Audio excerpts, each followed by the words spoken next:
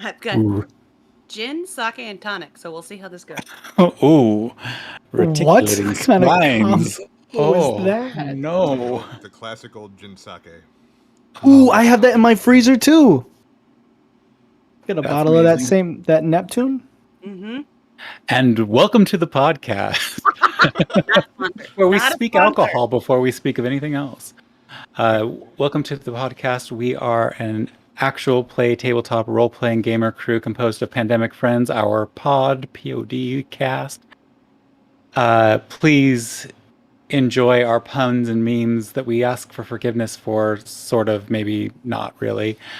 And we look forward to hanging out with you. We hope you find your own pod and can play your own games. I am Rourke, playing as the GM. You'll see there's a new face here. Nick, we'll introduce Nick in a moment. We also have Jason, who plays Asher, Jess, who plays Tanzanite, and Larissa, who plays Trixie. Amazing cast for the show. And really looking forward to see what happens today. So, Larissa, do you have any announcements for us today? Sure. It's going to stick with the theme of all the previous announcements. If you are native to, or not native, local to, I haven't even started drinking yet. If you're an indigenous person, That's not what If you were Come born in New on. York, you can do this. if you were born, yeah, born and raised. No. only those born. Nobody who's a transplant. So none of us count. Yeah. None of us youths. If you are local to the New York City area and you enjoy singing, and you are supportive of the LGBTQ or are a member of the LGBTQ community, and you like singing choral music, the Stonewall Chorale is having auditions over the summer for their 2022-2023 season. We do 3 concerts a year, one in December, one in March, and one for Pride at the beginning of June. We do everything from, the classics, Verdi. We do requiems. We try to focus on, when we're not doing like classics, we try to focus on pieces done or composed by queer composers. Can't believe I'm old enough that Verdi is classic now. Gosh. Sorry. There's our youth when he was just a newbie. Yeah. Scene. So if you are interested, you can email info@stonewallchorale.org. Or And, text Larissa at 743. Yeah. Or, comment on any of our pages and I can reach out to you and connect. I am the membership chair of the board for Stonewall, so I would be the one that would be inducting you into the program that we use to keep everybody in touch and everything. If you're wondering why Larissa talks about Stonewall Chorale a lot, now you know. It's not because I'm a board member, though. It's because It sounds like a buffet, Stonewall Chorale. I know. I feel like I'm gonna get some lobsters over there. Nick, when you move to New York, you can come sing with the Stonewall Chorale. I'm not moving to New York. I'm just gonna let you know that right now. You said you wanted an extravagant life. I saw it on Facebook. It's gonna happen. That's too extravagant that I'm looking for there. I'm looking for maybe like mid-grade extravagance. Someone that picks me up in a horse-drawn carriage all the time, kind of extravagance. That's what I'm mainly looking for. Bridgerton is what you're looking for. Kind of, but a little not so classy. I'm not that classy. Can it be shaped like a pumpkin? You can be Cinderella on your way to work every day. I like it. That would be kind of cool. I would be down for that. So since we did switch over to Nick before we go to our word of the day, Nick, would you supply Jason with the topic for his commercial at the end? Yes, I have the perfect ad that I need to actually run. We're actually coming out with a new product. We'll talk a little bit more about this later. It's called Schmuck Spray. If you'd like to give us a little rundown of what Schmuck Spray would be, I'd greatly appreciate that. Awesome. And with the Schmuck Spray in the offing, Jess, do you have a word of the day for us? I dropped my mic, but it was gonna be aqueducts. Aqueducts. Awesome. Yeah. All right, and just so everybody's aware, I had a whole thing done, but my mic fell, so now I have to put it back. Oh, well, maybe we can come back and have another refresh of that. But just so everybody's aware, oh yeah, that's right. We have to do our terrible jingle.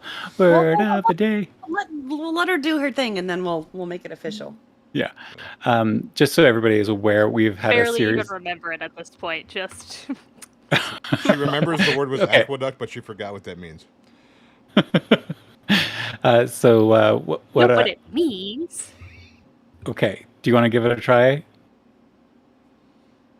No, because I'm holding on with like dear life right now. Okay, I'm still trying to you- figure I'll- it out. we'll let- Fix your we'll- mic. We'll move on. We'll let you sort your technical difficulties. And speaking of technical difficulties, I'm in the middle of rural nowhere. I am in Southern Oregon, and so my connection was not up to the task of producing this onto YouTube. So Jason took over very graciously, which is why our format looks a little funny. I learned how to stream in 12 minutes. It was good. It's like, yeah, Jason, guess what? You're in charge. Googling live streaming for dummies right now. So if you have any I'm not smart enough for those confusion dummies, about but- what you're seeing, just know that that's what happened. Also, next time we will have a improved visual layout altogether. So it'll this is kind of a nice transition. We're going to have a mess, and then we're going to have a pretty little picture world next time. And ending with all that, pretend we have our transition music to us all, peacefully coming into the world. Oh, except one last thing before I go completely nutcase, because I already forgot, because I'm a 4-year-old here, Tyro with a mouse pad. We have Nick here, and Nick comes to us from a different podcast. I'm going to mess up all my words right now, because I didn't click my button, and now my words are in the wrong spot. I need my words. Come back here, words. Do you need help? Yes. Okay. So Please welcome Nick of Off the Rails podcast. You can check in with them on your favorite podcasting platform. They're definitely on Spotify. That apparently is my favorite podcasting platform. Mhm. They're also found as Off the Rail Podcast on TikTok and at off_the_rails podcast on Instagram. Nick, do you want to share anything about your podcast and what you've been doing with that? Yeah, first off, thank you so much for having me, guys. I can't wait to experience all the experiences and play a game that I haven't played since college that I wish I played a little bit more of, because it's so much fun, especially when you get a bunch of creative people together. This is going to be fun. I'm super excited for this. But yeah, next time like we'll they were find saying, some creative people for you. But huh? so next time we'll find a bunch of creative people to help out. Oh, you're creative. Don't sell yourself short like that. Come on, look at you created. You know what? I'll think of it. But you're a creative. One time in that place. So yeah, like they were saying, I come from the Off the Rails podcast. Both me and my best friend Johnny, we decided to start a podcast. Met him out in LA when I lived out there for a little while. The premise of it is pretty simple. It's just two Italian loudmouths that talk about food and things that bother them, which is pretty much everything. Yeah, we're a comedy-based podcast. You can find us, like they said, on all major podcast sites. Spotify is our major one. So go check us out on all our social media platforms if you want a good laugh. Awesome. Thank you very much. I'm really...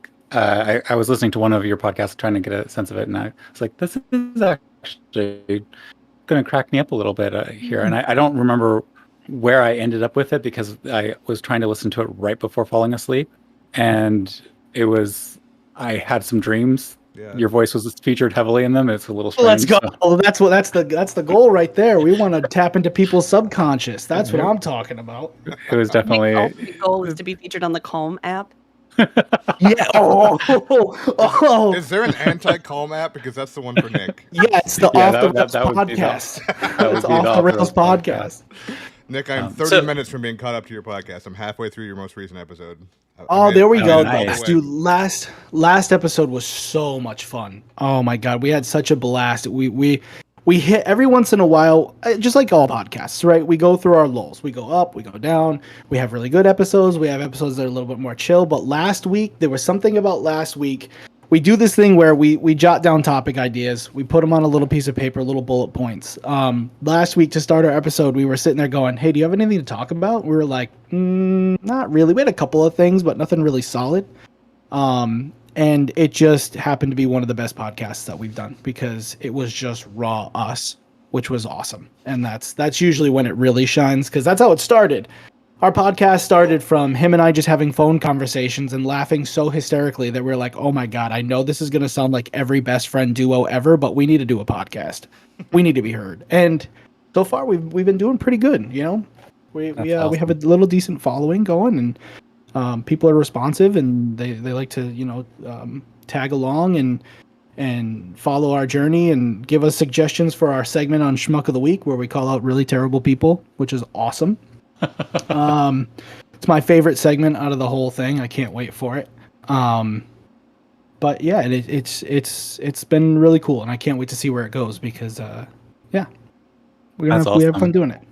That's awesome. Well, we aspire to your success, and thank you for joining us today.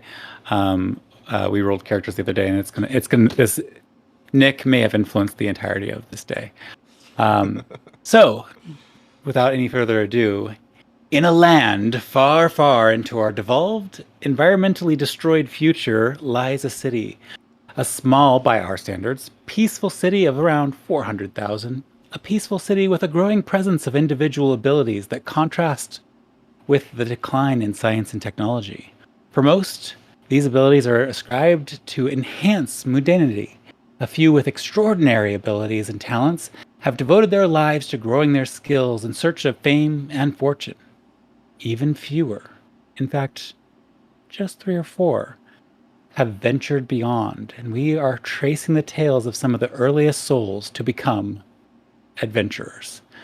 Last time when we were all together, you had successfully thwarted the rise of some creatures from a cave in this little forest village a few days or actually a week and a half away from Overton. And in thwarting that rising menace, it seemed to change the complexion of the village, with the villagers suddenly deciding they didn't want to be close to the vessel of what they used to call the release. And they had previously documented the peaceful or more peaceful creatures that had been released from this space, but the most recent release of these strange plant abominations was one of terror that the 3 of you and Bonnie were able to successfully subvert. A little exhausted, a little worn out. 3 of you took your rest while our cleric, Tanzanite, decided to do a little investigating of her own and find out some information about what was going on. And unfortunately, the night continued on and her studies continued as well. And just as she was trying to lay down and forcefully make her way into a early morning rest period, as her friends were getting ready to get up and go, the ground began to shake. So, with 1 level of exhaustion, Tanzanite, what are you doing? Are you remaining prone? Or are you going to get up? I'm first going to put a level of exhaustion on my thing so that I can remember that I have that. Elisa's not Then I'm leveling. going to do... That's my secret. I'm always exhausted. Just going to do that thing you do when you're really tired and just like roll to the other side and try to ignore everything that's happening. Okay, nope, nothing's happening. So that means Asher and... I don't want to interrupt this story, but I literally did that when I was deployed to Iraq in the middle of a mortar attack. I was so tired that I didn't want there to be a mortar attack, so I rolled over and went back to sleep until it was over. So it can happen. Okay, so that takes us to Asher and Trixie. Could the 2 of you roll perception checks?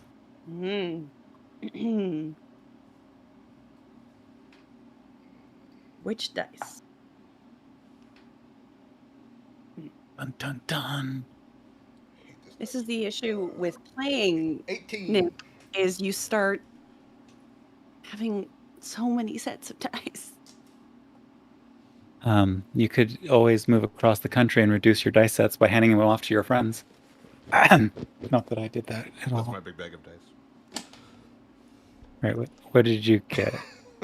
Yeah, 15. 15. Okay. Oh no, Um, you dropped one. with with the 15 and Nick, with advantage, would you roll a stealth check? Yes. And I you have would. advantage because of certain things. Which would you like me to roll? Which dice? It's a D20. That's the big one that's got That's the the most big numbers one. on. All right. 17. Okay, so 17, and what we do, and this is awesome. I love this, is because we're also trying to kind of educate people about how they play. Is you roll that dice, but then you also get to add your stealth modifier to that. And I believe your stealth modifier is ridiculously high. I believe you're right, and I just exited off my character sheet by mistake, but I'm trying to get back to it. Well, Stand by. I'll continue us along a little bit, but you have a +8 to that, so 17 + 8. And so what Asher, you see puffs of smoke or spores. It's actually a really interesting situation because it's not the gray of smoke, it's not the brown of dirt that might be. It's this greenish little plumes coming up from that central space that conceals a bunker. And Tanzanite, I think because you're just right below that, maybe following Asher's gaze, you also can see those there. Me, right? Yeah, Trixie, Tanzanite. sorry. Tanzanite's crashed Sorry. out. Nope, it's all right. That's the Those issue with two having... T names. I know, I'm sorry. I do love when I put all of your initials together, you just spell tat. Awesome. Right. So, what are Asher and Trixie up to, if anything? Are you going to try to wake up your Is friend who's everybody trying else to frozen like I am? I'm gonna head outside, but as I no. do that, I'm gonna summon my mage hand to just Hello? poke Tanzanite in the I'm shoulder. frozen. You're not frozen to us. You look Nope. good for us. Good. So, Are we frozen to you? okay. Hold on. Please Well, hold. we'll have him come back in a second. You good now? Technology. All right. So while he's getting reconnected, because he's not quite on the spotlight yet,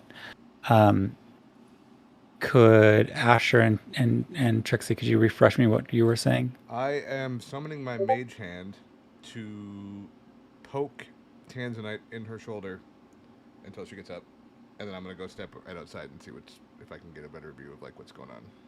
Oh dear. I love that you're literally using your mage hand to be like an autonomous, like go and poke somebody until they give in to being poked. It's like you've just left her with a vibrating alarm that she can't do anything about. Nick's back. Awesome. I'm back. Awesome. So your mage hand left behind, poking Tanzanite. Trixie, are you following Asher, or are you staying behind with the cleric? I'm gonna do one of those like, like just kind of like rolling my hands over and worried, like looking back and forth, trying to decide. And like my tail just kind of like bristles with annoyance, and then I also rush outside. Okay. All right. So those puffs of spore continue to rise, and I think based on Nick's character's passive perception, you are also aware of these, and standing in secret at the forest edge, at the edge of the tree line, no one seems to have spotted you, but you had witnessed the remnants of the fairly terrific battle and the burning of these monstrous creatures. You had been tracking one of your nemeses in this general direction, and while those plant-based creatures weren't it, the signs all pointed to this being a location of interest. And you witnessed two individuals. The rest of the village almost seems to be deserted. There's a few people, but they seem to be actually packing up and heading off in the early dawn light. What are you doing? I'm not even going to have you describe yourself yet because nobody has seen you. Right now, I'm checking on the rest to make sure no one's hurt, and if there are some people that are hurt, I'm going to use my Cure Wounds spell on them. Okay. Just let's really quickly roll a medicine check to see what you notice about the populace. So that would be the D20 again, and I believe it's a +3 for your medicine check. 14. Okay, so that's a total of 17. So as you look around the populace, people seem okay. There are definitely some sorrow and some fearful looks as they look back towards this hole in the ground. And the only two individuals you see in this village who seem to be facing what's there at the center of this space are a anthropomorphic squirrel person. Do you want to give yourself another description? Oh, my arm looks gnarly. Whoa, that is... Holy! What have you been doing? What is that? That is archery wounds. Yeah, if you're on Yeah. audio, Larissa's like the inside of Larissa's entire forearm is like black and blue. Oh. Yeah, but you're right. That it's from archery. We can talk about that later. I threw her just into traffic. just Threw into traffic. my arms up that it did that. Yeah. So I'm like 3 feet tall. So I come up to like most people's hip, but I make up for it in energy. And I have goggles that are on my head. Think of like steampunk in that respect. And I have a shovel strapped across my back, kind of like the shoveler from oh god, what's Getting that? Ratchet vibes from Ratchet and Clank. Yeah. Oh yes, very much Ratchet and Clank. Yeah. Yeah, it's a red squirrel. So just that, but very like into the fray, want to hit stuff. Heck Yeah. So And that squirrel. next to her, next to this anthropomorphic squirrel, you see a young human male. And Asher, would you like to describe yourself and what you look like? Yeah, Asher's like standard looking like teenage kid of the apocalypse. Like he's got like his hair is a little too long. He wears like a bowler hat. It kind of keeps his hair like pushed down. He's got like blonde, kind of dirty blonde hair like hanging out the back of it.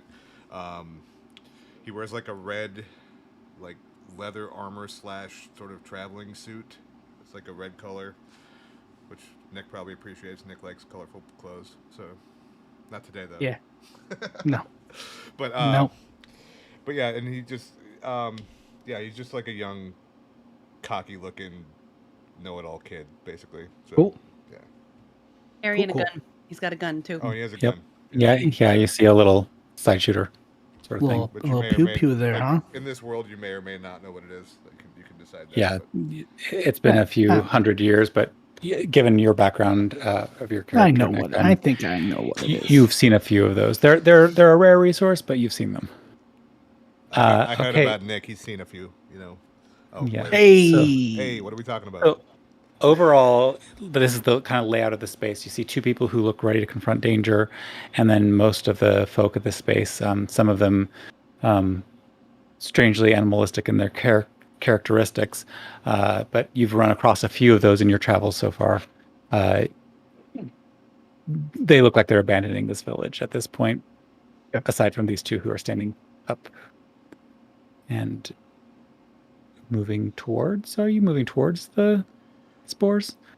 All right. Refresh my memory. This is coming out of the cave? This is coming out of the cave, the cavernous entrance to the space. So it's like through the rock. The rock is gone. Oh, that- right, the rock disappeared. I forgot. It's only a 2-hour rock. That's right. I forgot. Yeah. Not a perma rock. It's not a permanent rock. It's only a 2-hour rock. Squirrel short attention span. Yeah, I'm gonna like go sort of cautiously towards it. Like I'm not gonna run at it because it's like spores. Don't want to breathe that in. Okay. Do you accompany Asher, or are you staying back? I would probably jump out in front. My Actually, mage hand will continue to poke Tanzanite until I'm 30 feet away, and then it will disappear. Okay. because I'm faster. So even if if we leave at the same time, I'm going to end out ahead of them. And I can Tanzanite, could you roll a really quick? Sorry, this is just like a. What do you think you're doing to try to ignore this poking mage hand? You know. I was gonna say I would only last maybe 20 seconds of the poking before I would get up and join them. Okay. So since you've gone ahead and joined them, as you pop up, would you? I've been trying. But... Yeah, I like it. I like it. Would you go ahead and roll a perception check as well as you step out?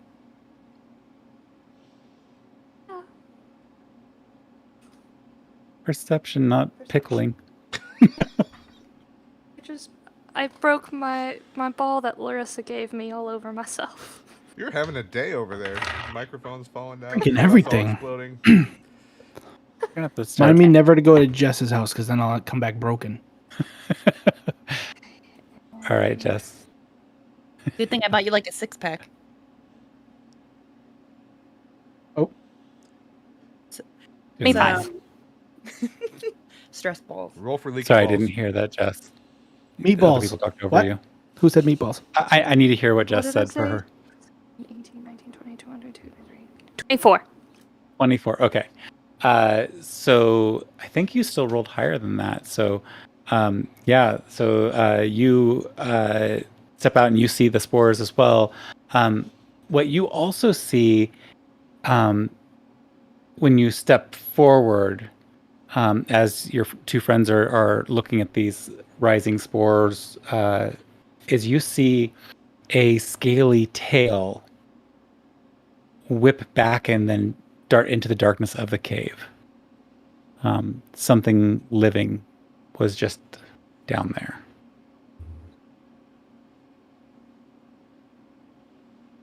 Jess, that's what you saw, what Tanzanite saw. Are the spores like rushing at anyone, or are they just flying up in the air? Like, are They just seem hurting to be anything? floating up. Do you reach out and touch them, or I mean, visually they're just floating up in the air. So I'm gonna like pick up a pebble off the ground and just like toss it into the spores. all right. So as you toss that pebble, and this is a freebie, you see the spores kind of, as it passes through it, they seem to stick to that pebble. And then as the pebble passes out of the cloud of the spores, you witness as not purchasing onto what they were looking for, maybe, they also release from that pebble as they come out of the cloud, and then they start floating in that same trajectory. It's almost like you've given them momentum that they were lacking, and they've taken advantage of it, and they're moving off in the direction of where you first hurled the pebble. All right, I'm going to. Is there any larger stones around? Oh yeah, I'm gonna grab easily just like enough. some like baseball-sized stones and just like start chucking them into the hole to see if the spores will follow it back inside. Okay, so you start chucking stones into the hole. Can you go ahead and just roll a thrown weapon attack so I can see what? Roll for oops. Roll for oops. That's 15. Or you could just roll a dexterity check if you want, but Dexterity? I like the roll for oops. Is there like a bonus for thrown weapon? I don't know. I don't have a thrown weapon. Yeah, you have. Well, you might not have. Oh no, you don't have proficiency in that. So I would just roll a dexterity check to see how well. Okay.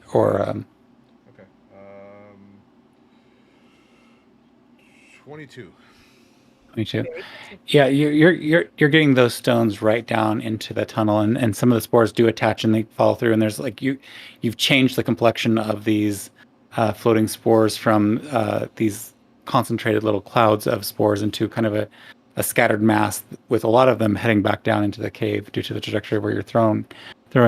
What happens after the first stone is you all hear and everybody hears this, a loud, and then Do you continue throwing? No, I'll probably take a few steps back.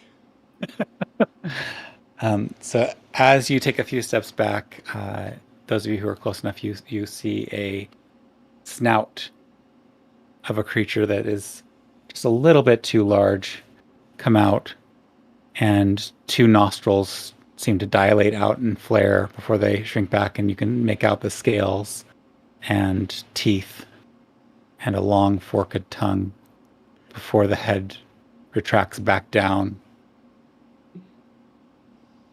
into the darkness. Oh, there's a monster in the spores, in the smoke, whatever this is. It's That seems to Maybe be the it's a nice monster. sit. Bad monster. Just look over my shoulder back at him and go, really? And I put my hands around my mouth and I go, oi! Are you sentient? Do you speak common? At the monster. And I wait to see if there's a response.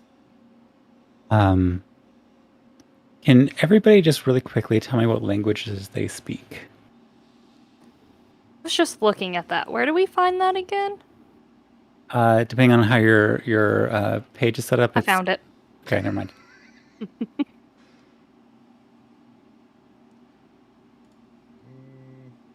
Let's say for Nick's benefit, where do I find that? Yeah, for my benefit. Where do you? Because I was looking for that too. Are you in the app or desktop version? I'm on desktop right now. Bottom left. So- On the phone. On the phone, Oh. it's when we're in that waffle menu, there's one that says proficiencies in languages. Oh, there it is. If I would have just read, that would have been helpful. It's fundamental. I have Common, Elvish, and Halfling. Okay, common Elvish. Okay, thank you. Mine is common and halfling, but only halfling because I have that individualized or custom lineage. Because you're Yeah. very short. It would be squirrel. Yeah, no. I take it as it is. So great. Jess, Tanzanite. I have common, elvish, sylvan, and undercommon. Okay, and Nick, what is your? I have celestial. I have common. I have dragonic. I have elvish and halfling. And Italian. Okay, so an Italian. So Nick, even at your distance and in your kind of stealthy space where nobody has quite made note of you yet, you're the only one that understands, and you hear, "The snack gets closer. Bring the snack closer." Okay. I know what I'm gonna do. So, from a hide where nobody can see me, Okay. I'm gonna quickly launch 2 arrows, very fast in succession, and the second arrow, because I'm so confident that the first one will hit, is gonna activate one of my. Hold on, if I can find it. One of my other action combat skills, right? Okay, yep. So that's what I'm gonna do. Awesome. Let me really quickly refresh my page because I'm lost my stuff. Let's retitle this episode Technical Difficulties. Yeah, no kidding. This has been the day of technical difficulties. I would like to undo the technical difficulties of my day. What about think rural, then multiply that by 1,000? I think it deleted my entire setup, but we'll build this. Oh, there it is. Run. Ha. Control Z, Control Z, Control Z. I was panicking. Okay, so go ahead and roll the attack on both arrows. Okay. So This you is roll gonna a be- d20, and then you're going to add your. D8, right? One second. Yeah, you're going to roll for the damage when we get to the damage part. But first, we're going to see if we hit. So you're going to roll the attack with the with Dragon's Doom, and you add a +10 to the hit for that. Nice. 10. Hey. 10. So it's an Oi. unnatural 20. So that definitely hits. Also known as a Um, dirty 20. You dirty boy. That's right. Okay, go ahead and roll the other attack as well. 16. Awesome, 26, that hits. So go ahead and roll the damage. That would be, you had Dragon's Doom, so that's 1d8 plus 4. Plus you have the,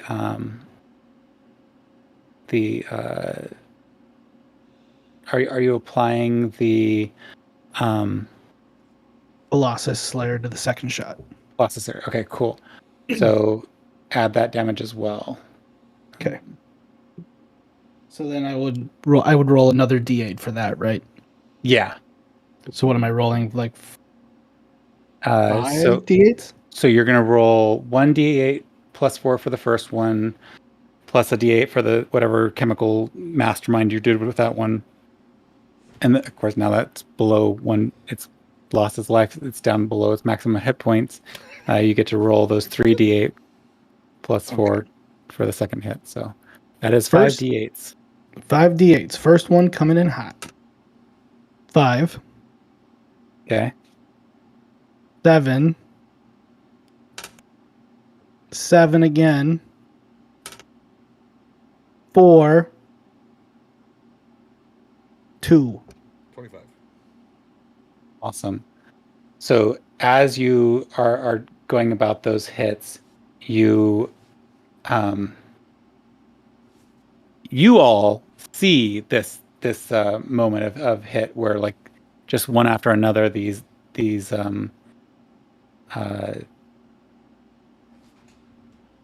uh, arrows. Arrows. I can't remember what my word is. Pew pew. Smack into the darkness of the cave, and you hear again some guttural grunting, growling noises. Although for Nick, you hear bad snuck, bad snuck. What? I'm sorry. What did I hear? You cut out You a hear little bit. bad snack, bad snack. Oh, bad snack, bad snack. Okay, so as you hear that, but now you are revealed, and if the three of you look over your shoulder, if you choose to, would you go ahead and describe yourself, Zuchi? Zuchi is right. Zuchi okay. is how it's pronounced. Awesome. Okay, so I am a male elf from the Alderan variant. Okay, so I'm a 5 Much more foot. of the Fey look to this individual. Yep, I'm 5'9". I have an incredibly athletic build. The best way to describe my character is to think of Link from the Legend of Zelda, but more battle hardened. A little bit more discouraged, a little bit more despair. Like Breath of the Wild Link or 8-Bit Link? I'm talking like Link that survived like an apocalypse. Who's just kind of been through it. I'm not going to delve too much into my character right now because that will come later. But you can tell that I'm not bad, but I'm also not very friendly. I'm a little intimidating. Is more of what it is.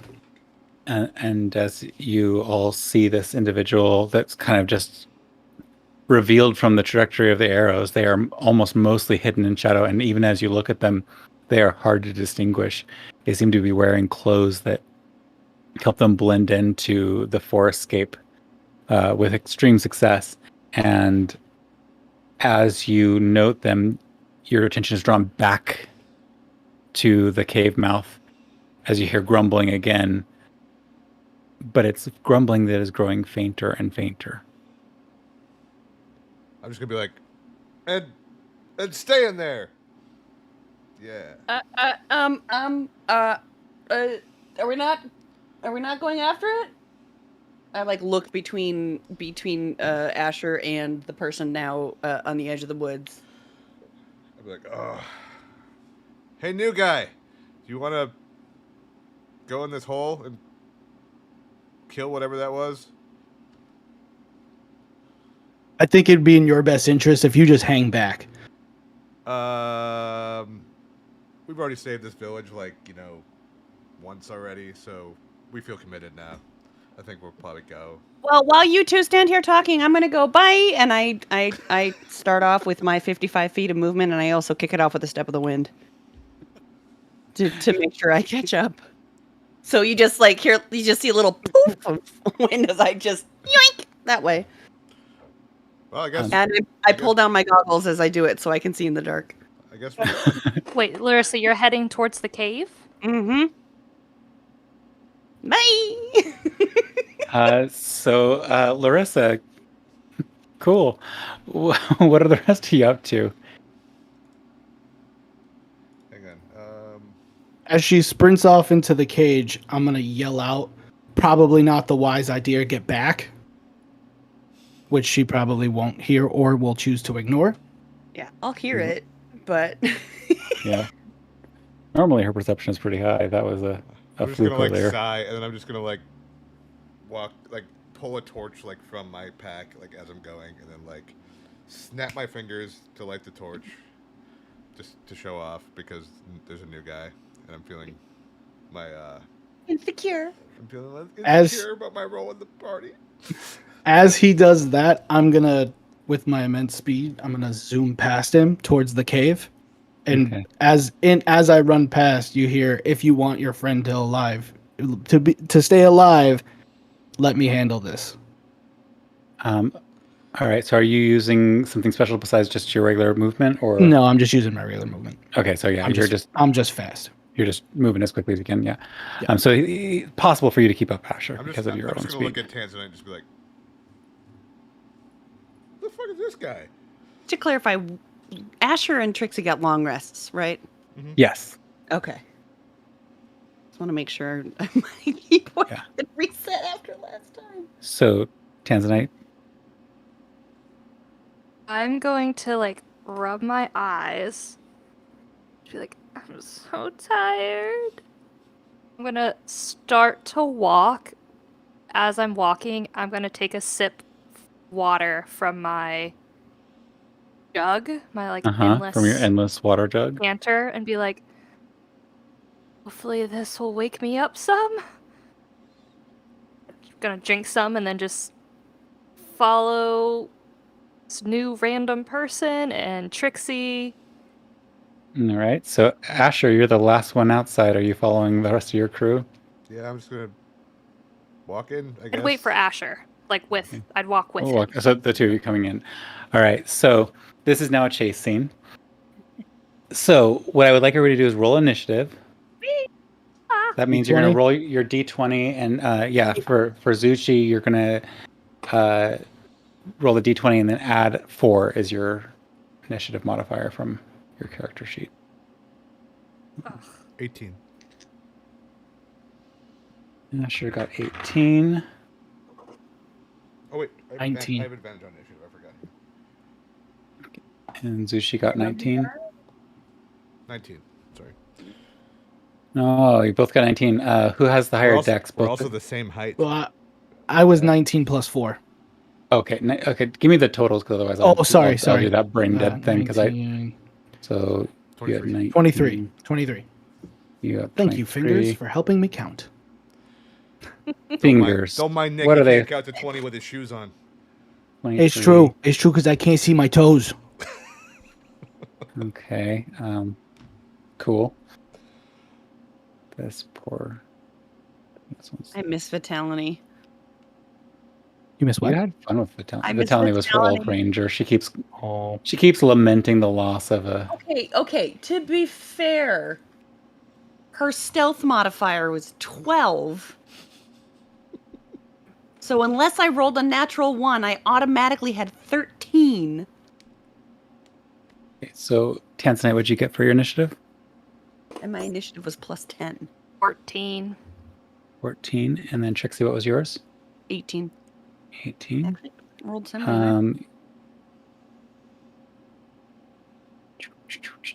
And Usually I'm last, my but I'm speedy, so I make up for it. You're gonna go first, and then be like, trip over something, and Yeah. Or I'm gonna pass you up. Probably not one. And Bonnie, gosh darn it, Bonnie. Oh, Oh, we forgot Bonnie. about Bonnie again.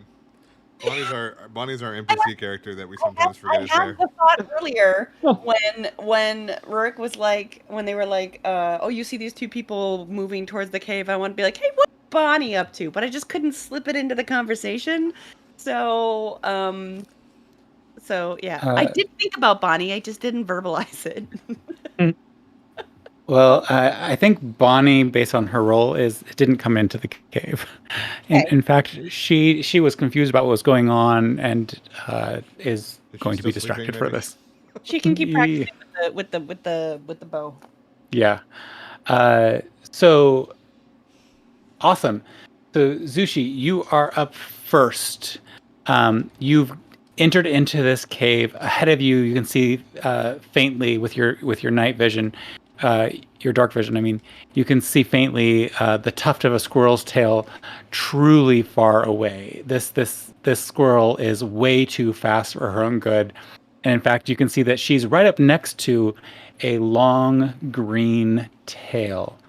If you would like to get a better description of what that long green tail is attached to, you can roll a perception check.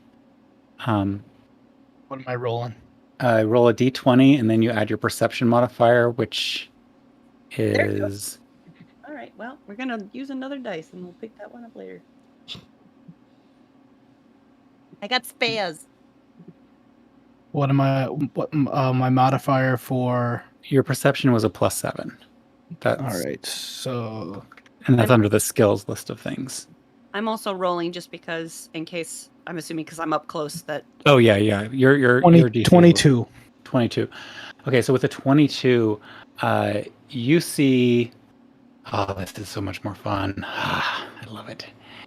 You see something that you've been hunting.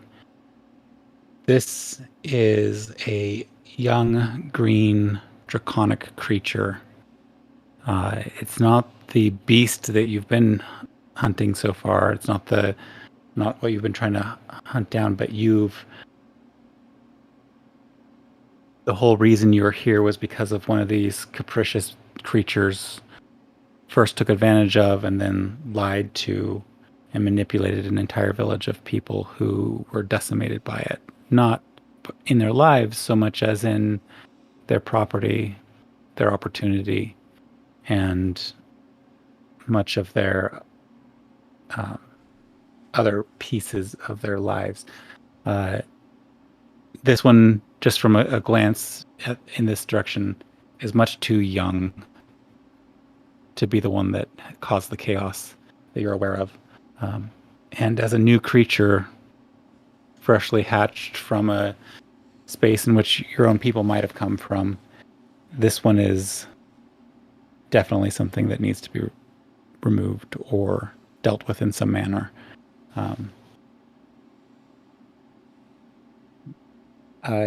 You also would recognize from the curved jawline in the crest near its eyes that continues down its spine that this one is definitely at the early stages. The scales are thin and a shade of green that's so dark that it almost would appear black, and that might be why it's down here in this cave or has occupied this cave. No external ears, but you do note the leathery spiked plates that run down along the sides of its neck. Okay. Trixie, since you're right up under it, you've encountered one draconic creature before, but it looked nothing like this. Wrong color, way too small. Yeah. But it's got extremely long legs. These legs aren't in the same proportions as the other creature you ran into, or the other being you ran into. These are the legs of a creature that's used to having to step over underbrush and such, not the legs of a creature that slumbers in a cavern. So there's both a little bit of a, this is misplaced and this is dangerous. But given that check and visual from both of you, you don't know as much about it maybe as Zushi does, but Sushi, it is your initiative. So why don't you go ahead and tell me what you're up to? You have attack, movement, and bonus action. And I can kind of walk you through that if we need to. Okay.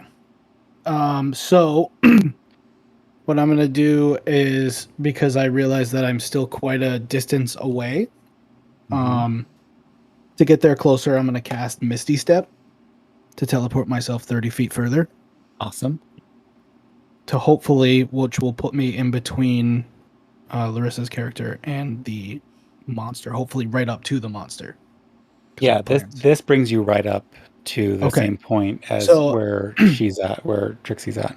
I'm gonna break this all down. This is what I'm gonna do. I'm gonna cast Misty Step. I'm gonna get next to the the Dragonic monster.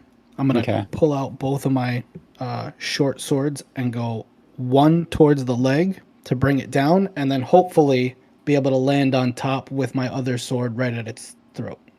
Okay, so go ahead and roll the 2 attacks. So your bonus action was the Misty Step, and then your movement to finish that off.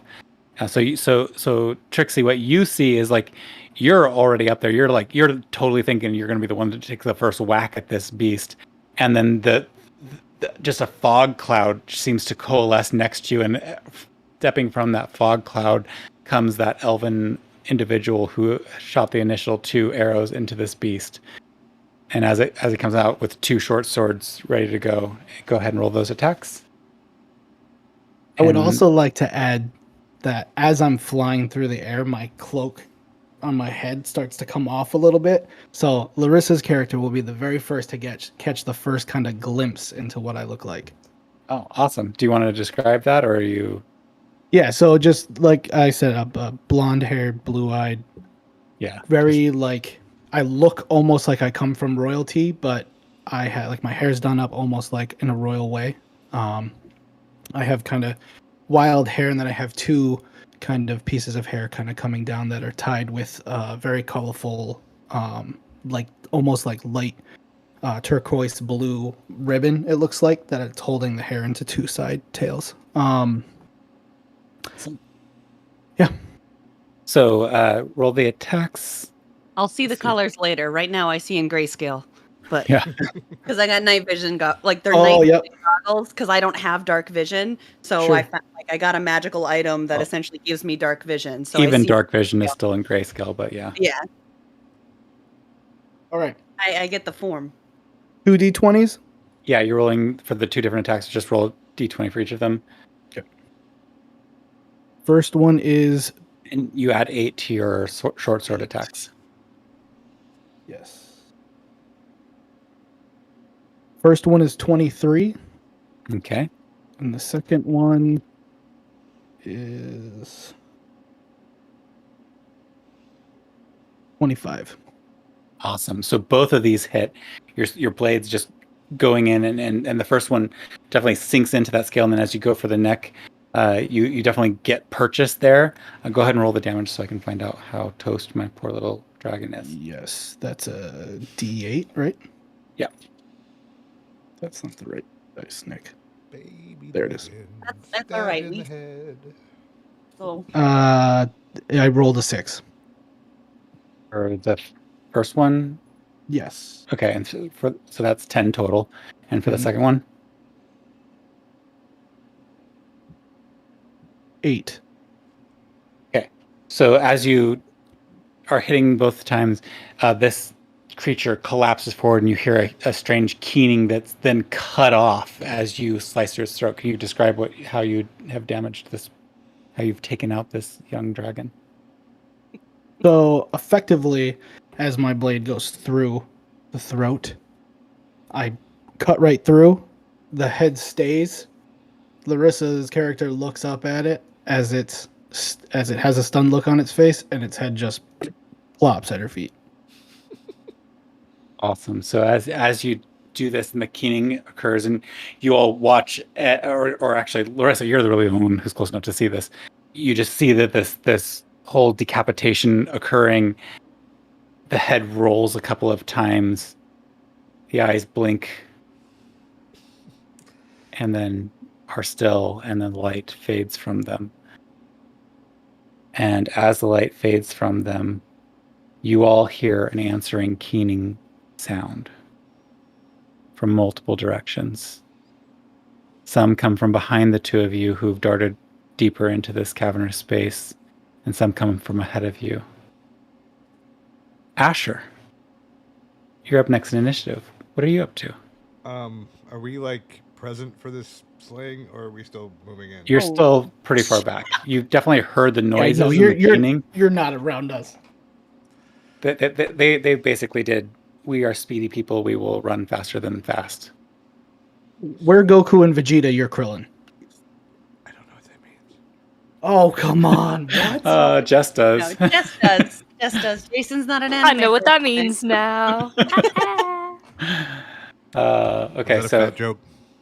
No, it's a Dragon Ball Z joke. You've never seen Dragon Ball. Stop. He's I not an can't with anime. you right He's now. not an anime person. Sorry. He's not an anime person. Oh, but he's married to you.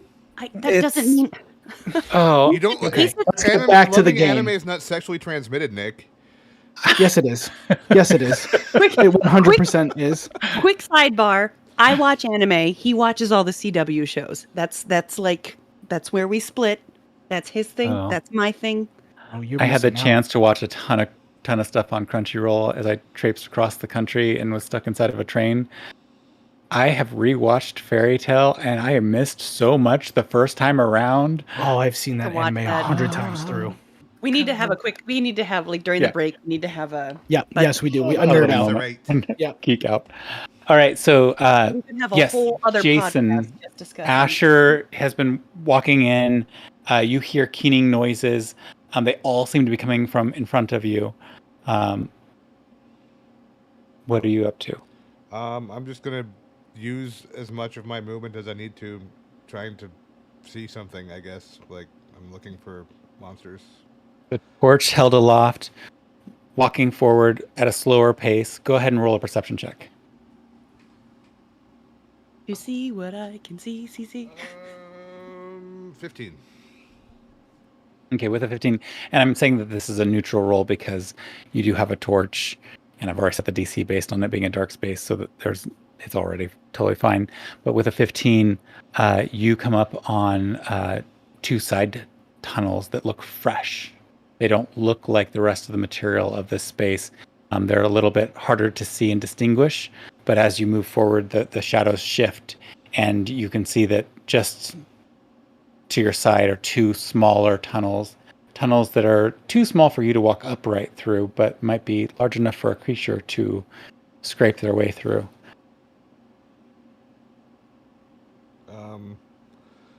Can I am I in combat right now, or do I still have free actions here? This is combat, so you had kind of an action to check movement, and if you have a bonus action that you want to try to do. I think I'm just gonna try to reconnect with the group, so I'm gonna just keep moving if I can. Okay, so you're just continuing to move forward as you spot this. That takes us to, I love initiative order because it's so much fun to try to keep track of it.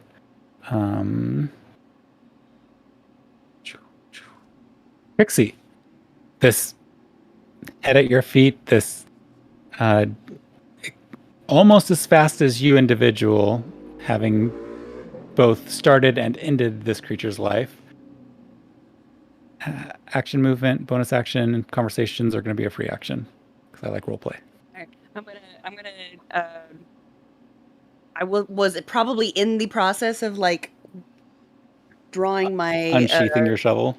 Yeah, and so I'm just gonna do a quick flip, put the blade in the ground, and put my arm over the handle and go, ha, nice. As I hear the keening, I'm gonna say, looks like it's about to be a party. Want to have some fun? Go ahead, have a free action to react if you want Okay. to. Obviously, keep my gaze towards not Larissa. I'm gonna say to her, if you think that you're capable of handling the rest of these, you're kidding yourself. You're lucky I took that one out for you, and what you did was actually more severe than you think. So how about you just keep your opinions to yourself and let me handle this? Okay. And I use my action to run off towards the keening. Or my Okay. movement, rather. And then I'm Your going to movement. dash movement, bonus action dash, all the ridiculousness. So again, the squirrel, like in a repeat of what happened before, is darting off towards trouble. Very much on brand. Okay, that's doing that. That's Squirrel. doing that. That's doing that. You heard the last time I got this cocky, I almost died. So Yeah, life happens. As you are all running forward, or as you're running forward, you hear again the keens, and now the ground rumbles again. The shaking that you felt above is much more intense down here. And you hear... Actually, everybody just roll a perception check, just a general perception check, so I can see what you may or may not hear. Or Bonnie. 17. 17. I don't hear shit. You're too busy running and trying to show Yeah. off. The wind Yeah. in your ears is drowning it out. What was that? 24. 24? Okay. 24. 16. 16. Okay, so those of you who rolled above a 15 are able to make out kind of the direction that they're coming from, and you have the sense that you are being surrounded because they are coming through those back tunnels that Asher spotted. Even if you don't know where those tunnels are, you do hear the sounds echoing such that it's clear that that's what's happening. Those of you who rolled above a 20, you get a rough count because you also hear the shouting of something else, some sort of humanoid beings. They are speaking Draconic, and this is for Suchi, who can understand that. You make out some of the words. Defend. Move yours over there. Set this up. We have to keep until the ritual is done. And then as those kind of last few commands are shouted out, you catch one last, oh no, the gem's loose.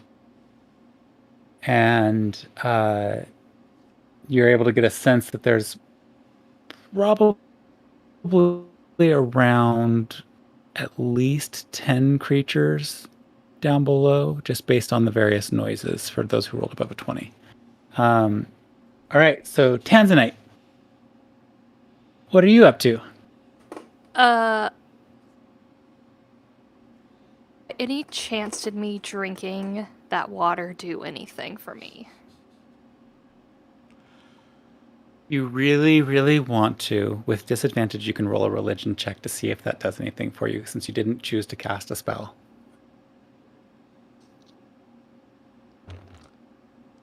Tanzanite casts Red Bull.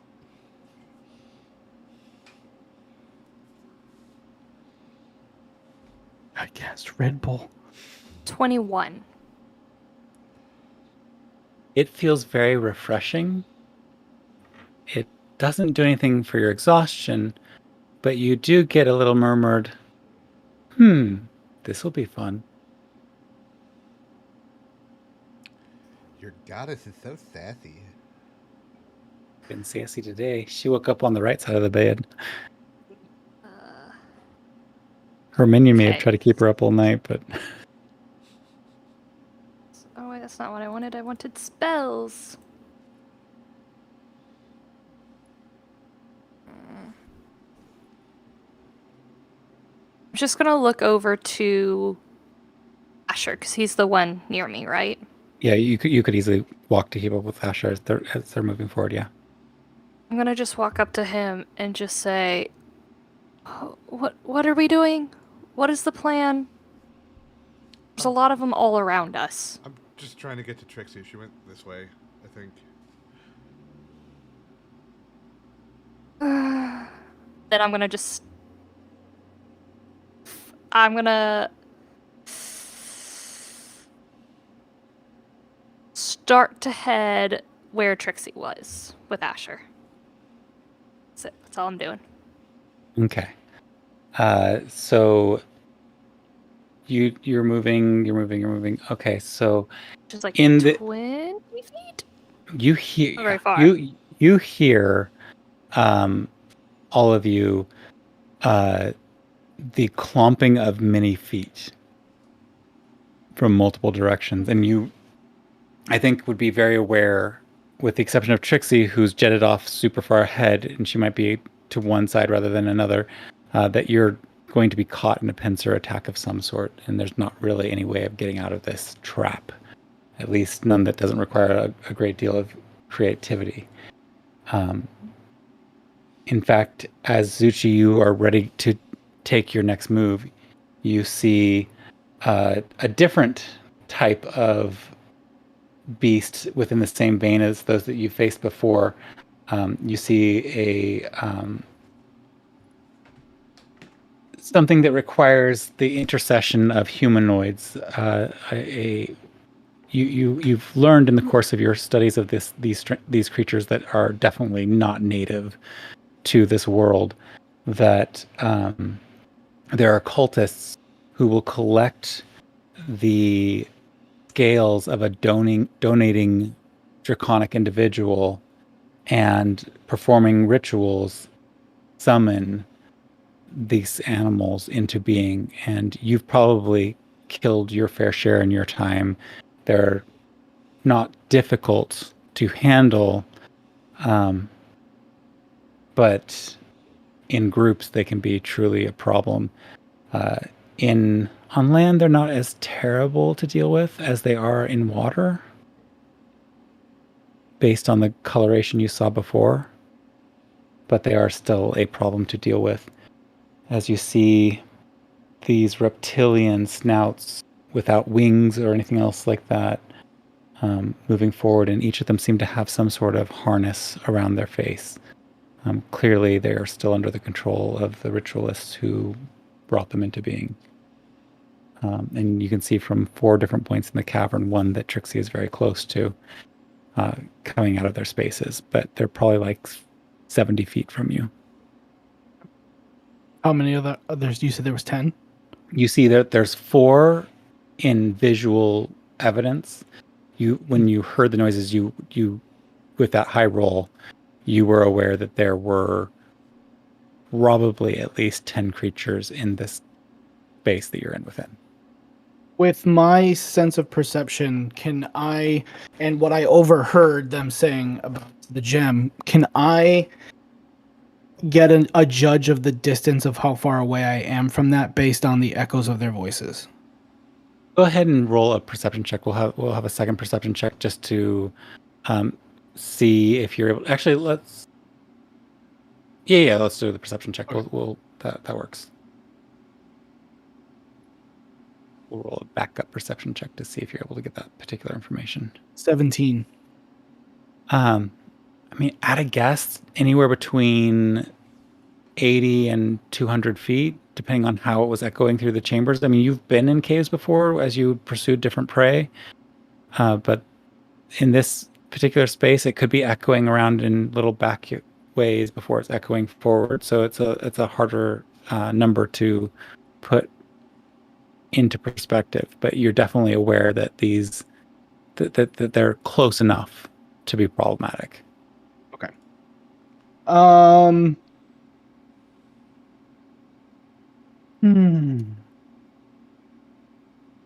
think what I'm gonna do is, I think in their native tongue, I'm going to issue them a kind of warning, hoping that they take it, even though it will be a complete and utter bluff.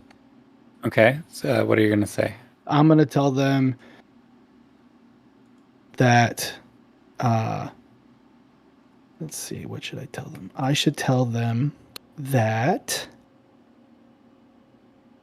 I'm going to let them each take another 2 steps before they end up like the last creature that I killed, and then I'm going to toss the head. You're tossing the head. Okay, go ahead and roll an intimidation check with advantage. Advantage because you have a severed head. Because you threw a baby dragon at them.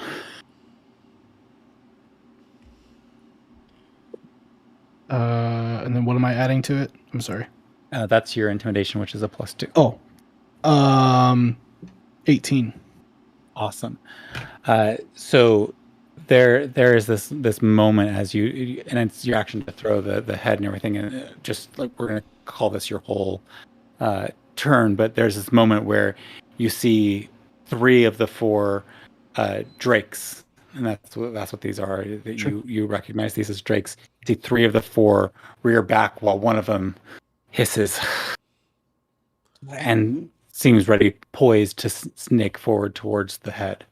But the other 3 have been temporarily halted in their tracks.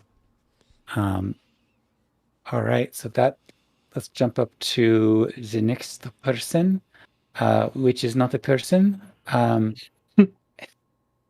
And you all hear much more clearly, like there's this there is this moment where in the previous beast that was already slain, where it just seemed more animalistic, this one, this voice that echoes forward isn't coming from any of the drakes. It's still, for Zuchi, it's young for a dragon. And Zuchi, what you hear is I dig far, and now I smell tastes. I think. No, And you all see one of the side tunnels seem to have the rock reform slowly, as if it's blocking up the pathway back. All right. Asher, what are you up to? Am I seeing anything yet from where we've moved? Like, am I close to them? Yeah, where you moved and now with the torchlight and everything and kind of in the spaces, you see these drakes coming forward. You see the head being tossed in your direction, really. And you see one of the tunnels, the side tunnels that you'd made out as you came down this way, seemingly close up with rock again. Okay, so there is like a little dragon dude between us? Between like Uh, and Zuki? there Zuchi? there is a dragon between you and Suki. There's there's 2 of these creatures behind you, and there's one that's closer to Trixie. Okay, I'm gonna shoot the one that is between us, I think. The one that How close is it? it's within it's for you 60 feet. Okay. Yeah. Easily within range of your. All right, I'm gonna take a shot with my revolver. Does a 23 hit? Oh yes. Okay. There's a loud bang as the gun goes off, and what is the damage? Hang on. Where'd you go?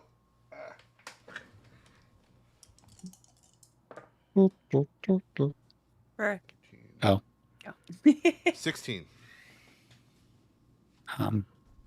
That's my dad. Hi, Several Rick's points. dad. If you've ever, yeah, that's my dad. That's my dad. Came down to visit. Now he's giving me strawberries. Hello, Father. Ooh, It's a pretty bowl of strawberries. yum. Ooh. Yeah. Jealous. It's nice. It's sometimes it's nice to go home. I've been pleasantly surprised and enjoying this experience. It's not at all what I expected. All right, so you got how much damage again? Because I got distracted by strawberries. 16. 16. Okay, great.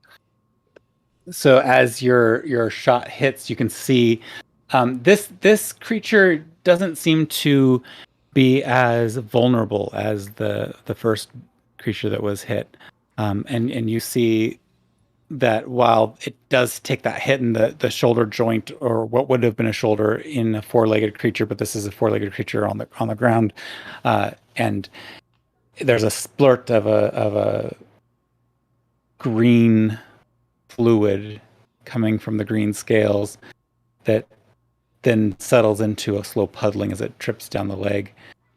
What else are you up to, if anything? That was your action. What's around us? Is there? It was just a cave, or is it like? Because it was more like a bunker, right? Yeah. So now that you're inside and within the space, you're making out that there are both natural tunnels that were recently dug, and a series of more of the plascrete that you're used to seeing in the older sites. Okay. This amazingly smooth material that seems to have very few seams or separations in it, and yet this in this particular one, you can see that there's a lot of broken through areas and smaller tunnels. Not so small that you couldn't walk through them, but you might have to walk through them hunched over. And the material that was from them is piled up in various places. So it feels a little less like being in a big open room and more like being in a series of twisting tunnels, all interconnected in strange and ridiculously unplanned ways. Okay. Let me ask you this: if I animated a chunk of plascrete, could I pull it from the wall? We should find out. Ooh. Okay.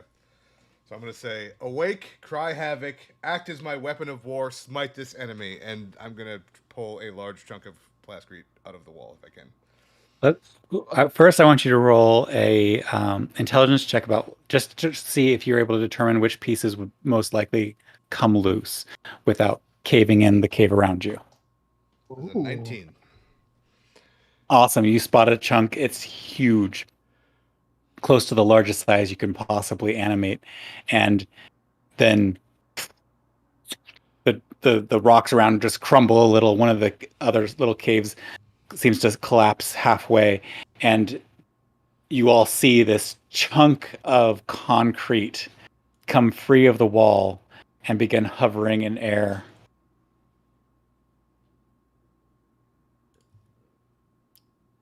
And now it gets an attack, right? Yeah, it follows your turn and gets its first. The first one is free. So I'm going to hit the same one that I shot. Do a force empowered slam. Now I'm a flying piece of concrete. 21. That hits. Okay, hang on. I'm trying to remember what the damage dice is for this. You'd think by now I would have this memorized, but I don't. I use this every time we fight. I love it. I love that you just constantly are animating random pieces of wagons, masonry, whatever happens to be handy. That is, what is my proficiency bonus? Where are you? That is a 12 damage. Awesome.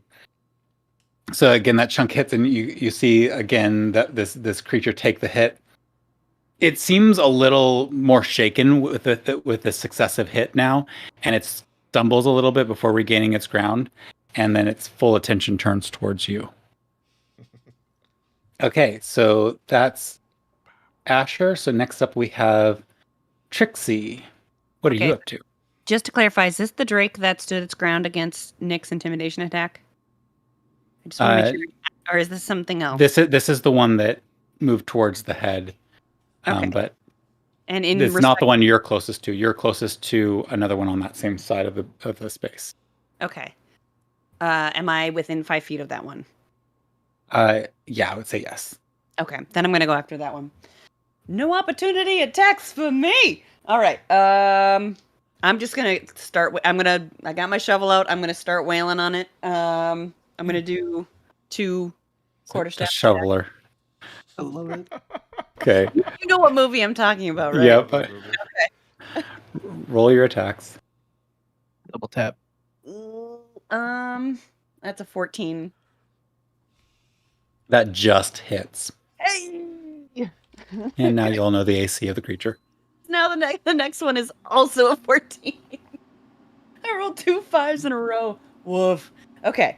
So that first one is... Oh, wait, that's a D8. Two-handed. I'm two-handed. I always forget.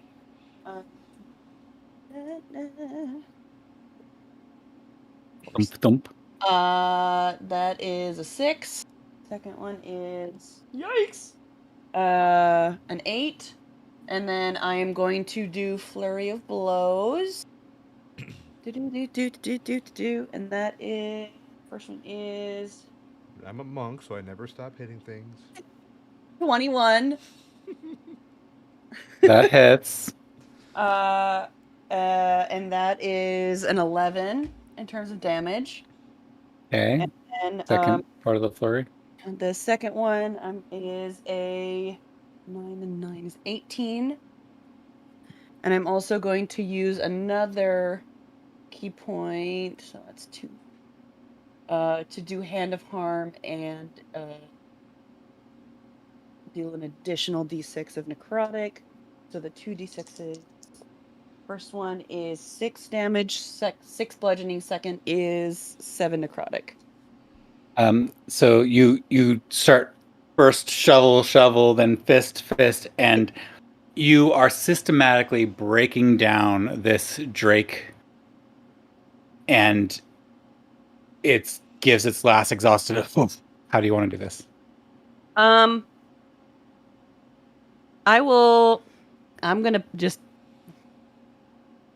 I'm assuming I would have aimed for the neck in the same manner, just because beheading obviously works.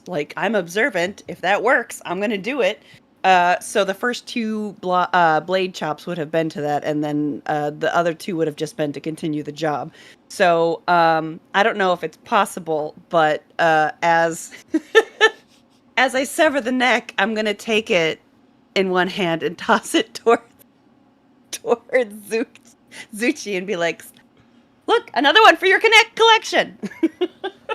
I'll say that you definitely have a hand on it, and as you're saying that, you'll have to throw it as an action, because I'm not going to let you get away with free throws, because that could get me in trouble later on. But because there are certain points at which that could actually be a problem for me. But yes, you whereas we'll hold it for my next round. Whereas Zuchi had this elegance about slicing through and cutting through the neck, yours is a much more devastating in its visual aspect, because there's a little bit more gore involved as you shove this shovel through the neck of this creature that was about to snap at you, and it's a different type of creature than the lighter scaled being, but it is decapitated and toast. Tanzanite, what are you going to do as you witness your friend playing in the gore once again? I'm going to Take a nap. Take a nap. I'm gonna leave the cave and take a nap. No. The one that now has its attention on Asher. Mm-hmm. I am going to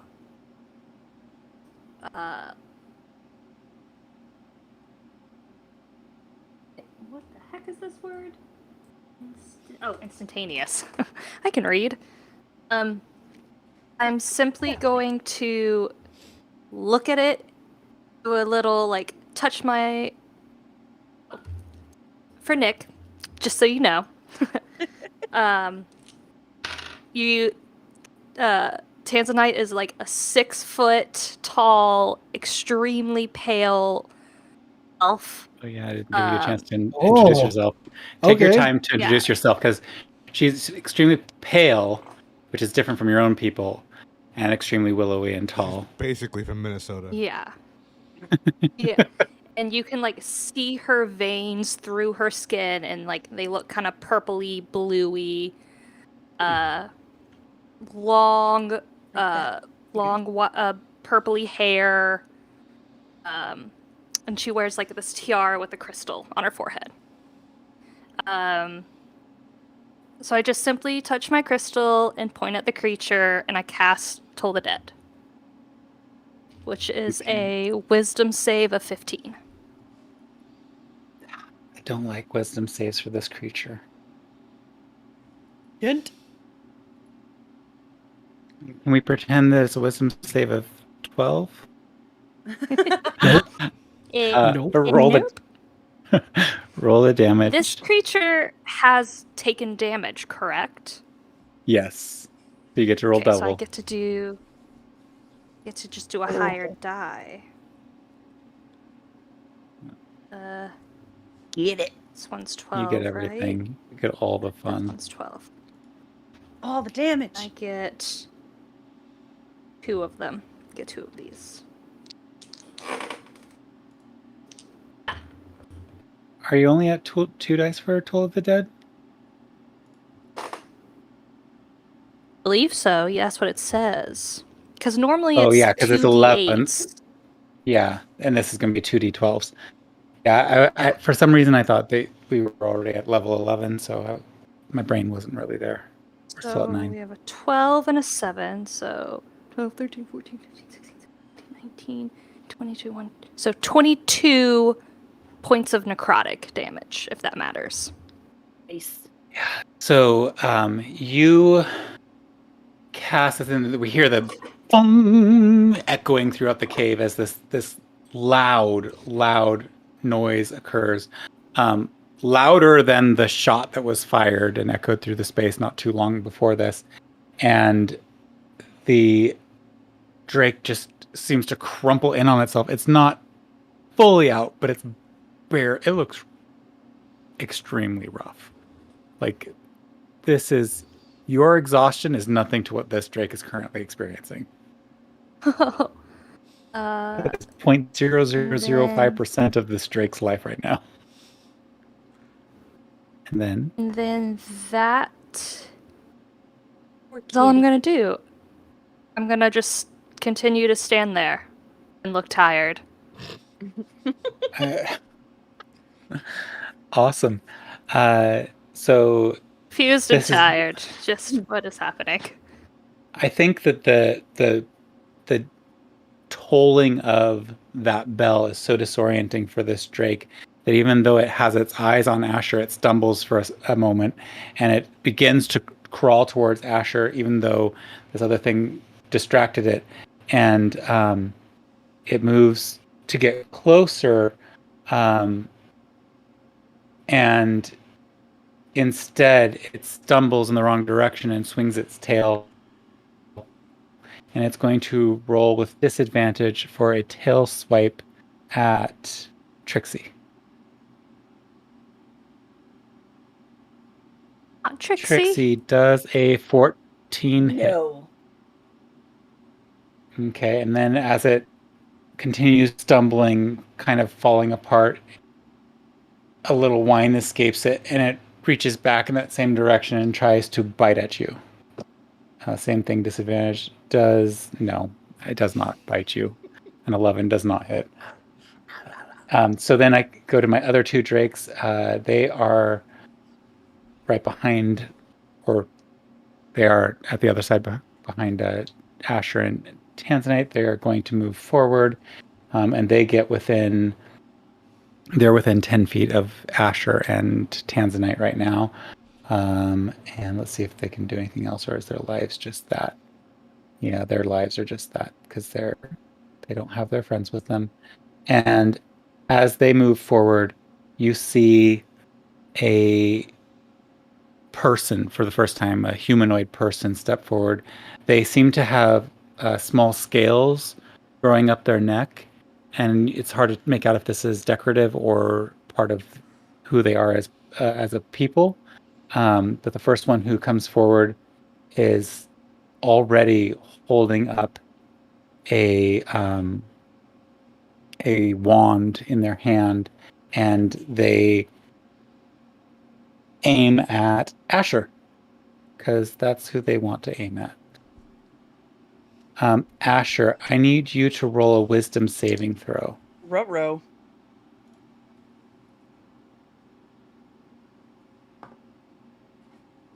That is a 10. 10. It does not Wait. save. Lucky point. Oh, Too late. okay. So it didn't save. Never mind. Oh, Too late. okay. Yep. So you Actually, you roll with advantage because you were fighting with it, and I forgot that. So roll. Roll like this. I want Lucky. to take you over. Ah, lucky again. Oh my god, how many luck points do you have? 3. Like 3. I It's got- gonna use them all up in. Oh, I one gotta left. Go with the 10. Okay. I rolled Wow. 3 10s. I rolled 3 10s.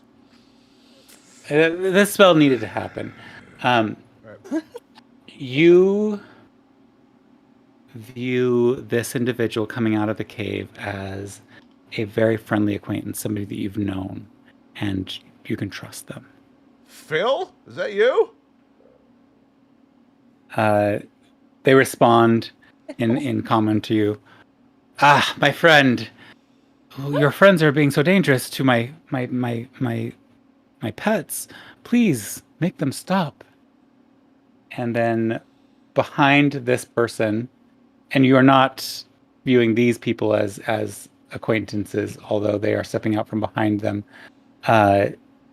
come 3 individuals, each holding hand axe and sword, and they also have a little bit of that scale on their neck as they step forward, and these 3 individuals seem to be female in look, and all 3 of them are looking at the drakes around the space, and on seeing the dead drake, one of them just looks enraged, like this is a serious affront to her. And that'll take us back up to Suchi. Wait. My Did animated. you say? Oh, right. Yeah, go ahead. Oh, The flying concrete. Yeah. So. you never rolled the. I thought you did that already. No. Yeah, did you hit the... On the last turn. Oh, Yeah. He gets that turn every turn. It goes right it's after not- me every turn. Oh, it's not your turn yet. Oh, okay. Never mind. These are all the creatures having their turn. Sorry. Right. My bad. You had to roll a wisdom saving throw because you were being charmed. Okay. So you think creepy dude is charming individual at this Did point. you say short? Short sword and hand axe. That's what Short sword. I do. Short I sword. didn't- Short sword. I wasn't sure if I misheard or if that's what you said. It's a sword Short and sword. hand wax. My lisp was coming through and it was winning. No, So Zuchi, you just switched it. Okay, so they're how far away from me? Where am I in regards to everything that's happening? so you are a little bit further out than everybody else is.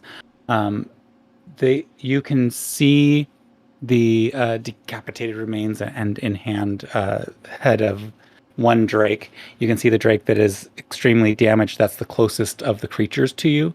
And then you can see there's 2 drakes further out on the other side of Asher and Tanzanite, as well as these 4 individuals that have stepped forward out of one of the caves. Am I bothered by these 4?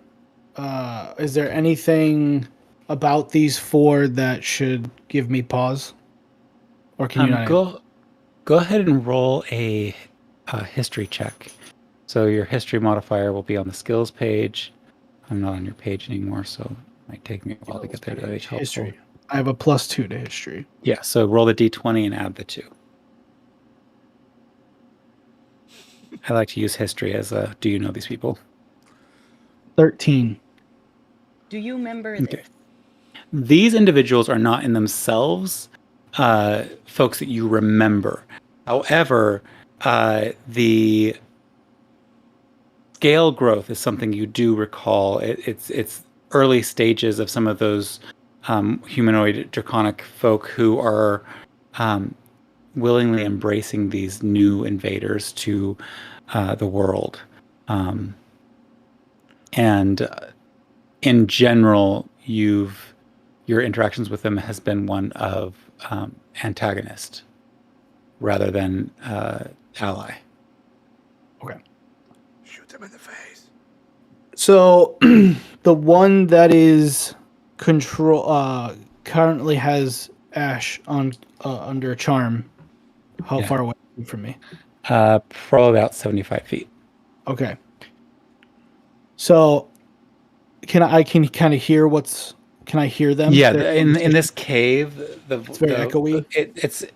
I mean, just like any cave where you go in it and you're like, yeah, I'm gonna try to whisper, and you're like the whisper carried all the way across to the person Yeah. at the far end. This is that type of space where it's just not very conducive. Even as the echoing ring of the bells from the Toll of the Dead and the gunshot kind of fade off, you can still pick up a lot in this cave system. Okay. So pretty quickly after he delivers the scaling humanoid looking creature delivers his line to Asher, I want to abruptly yell out don't be so easily fooled. And then I'm going to draw my bow. I'm going to equip a lightning arrow, and I'm going to aim directly for the one that's controlling Asher, right for the head. Okay, go ahead and roll that attack. Nat 20, nat 20, nat 20, save me. Okay. Nick, were you just humming the Cantina theme? Was I? Not Is that intentionally. correct? Who was just humming? Sorry, I was. Don't know. I think Nick anybody was. was humming. You might be hallucinating. Oh yeah, wait, we gotta go with that one. I get humming. I get a plus what again? I'm sorry. To your bow is plus 10. Plus 10 to 10. hit. 27. Awesome, that's definitely gonna hit. Let's go. While he's rolling the damage, everybody else roll a perception check. So go ahead and roll the damage for that, Nick, and that you fire your first arrow, and it flies true to them. What is the damage from that shot? And add the lightning piece to it, because I need that to decide if they can hold concentration or not. Okay. So kind of help me out to what I'm adding up here. So I'm adding up. You'll have the 1d8 for the arrow's normal damage plus 4, plus a d8 for the lightning damage. Okay, so two d8s with one having a plus 4. Yeah. Okay. So the first one with the plus 4 will be 5. And the one now for the lightning damage. This is the important one for me. 8. Yes. Okay, so you all see. I think you. Wait, who rolled? Who rolled what in their perception check? Really I quickly? rolled a 6. Okay, you just see the dude that you were making friends with suddenly go sizzly for a few seconds, Phil! and then you feel you're like and then you feel it release the magic that's holding you as the dude loses concentration, and as he loses concentration, you realize, I don't know this. Oh, I was just charmed, and you have that sudden realization that you were just charmed. What'd you get, Tanzanite and Trixie, for your perception checks? Go ahead. 6.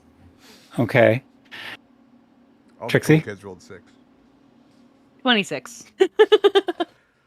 Okay, so Trixie is the only one who traces the full arc of the hit, and you recognize this bow type.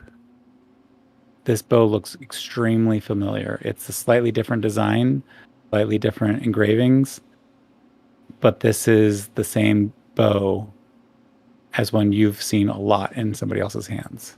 Oh, Jesus Christ. I don't say it out loud. I just noted. I'm too busy hitting stuff, but I do recognize it, and I make the mental note for later, hopefully. All right. So that takes us to it takes us to my. Are you done with your action, bonus action, and movement, Suchi? Who is currently? Hold on, wait 1 second. Who's closest to me right now? That would be Trixie, right? Trixie is the closest to you, yeah. Okay, is she within like reaching? Can I touch her? With your movement, yeah, you could. Okay. And I have a bonus action after that, correct? Yeah, you can use a bonus action. Okay.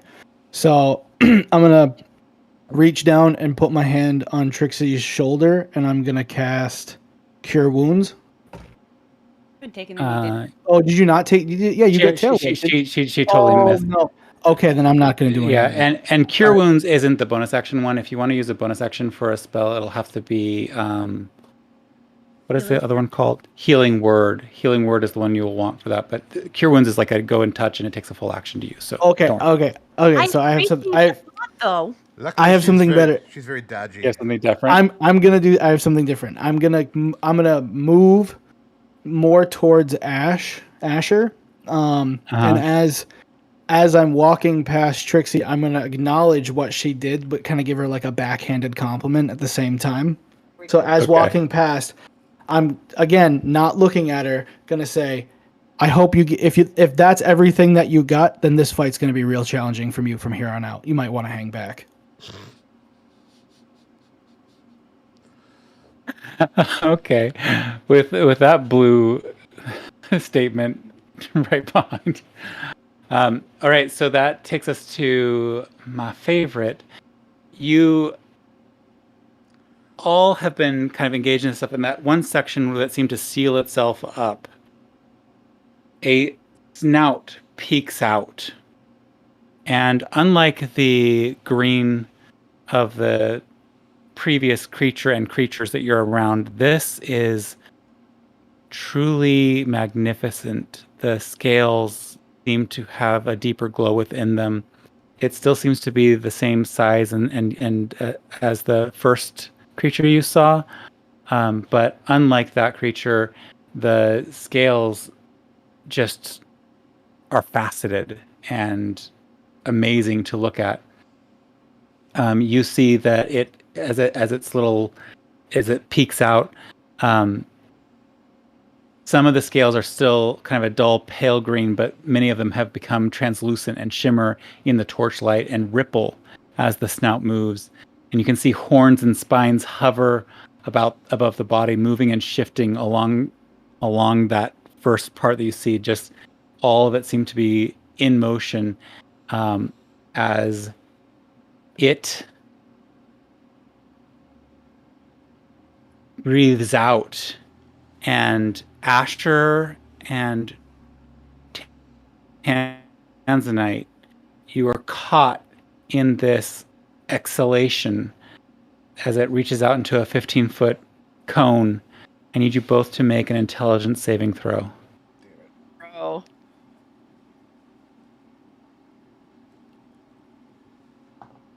My exhaustion puts me at disadvantage, right? Yes, it does. So you'll roll with disadvantage. Oh no. Lock.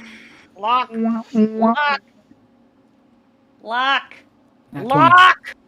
Asher. I only have one left. That one. Okay. An intelligence save. I just want to see what'll happen. Intelligence Always saving fun. throw. There we go. Okay, and disadvantage. Great. Okay. Oh god. Oh no. Oh no. Oh no. I have a 13. No. Okay. You both hear a million voices in your head suddenly, all of them coming up with great plans and Ponzi schemes and all the things that and if we did it's definitely like a million salespeople are all in your head at once, and it's the cacophony is so confusing, and it starts to break down, and your brain feels like it's melting out of your head as you take Tanzanite 17 points of psychic damage. Oh. Asher, as you take 32 points of psychic damage. Should use that lucky point. You were right. Ow. Ow. I'm your wife. I'm always right. Ah!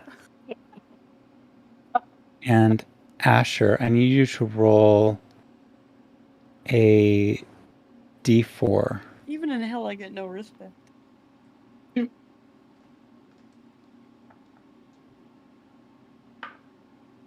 Also a 1. Okay, well, that's a good thing in this case, because anytime you roll an attack roll or an ability check until this creature's next turn, you have to subtract that 1. Okay. Dodged a bullet. You've got brain maggots in your head, and they're just going to mess with you. Tanzanite just rolled high enough to avoid that. All right, so that takes us to Asher. Okay. So I'm still like fully functional here, right? Even though I. Yeah, you're fully functional. This snout is still sticking out. I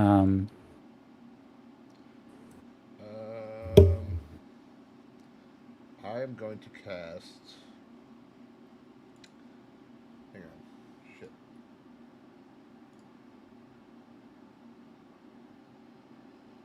All right. I like I'm gonna my little say. psychic dragon. Nobody told me there was so much goddamn blood involved in the arts, and then I'm gonna cast Healing Word on myself at the 3rd level. Okay, go ahead and roll the hit points for that. Are you doing that as a bonus action, or are you doing that as a... I will do it as a bonus action. Okay.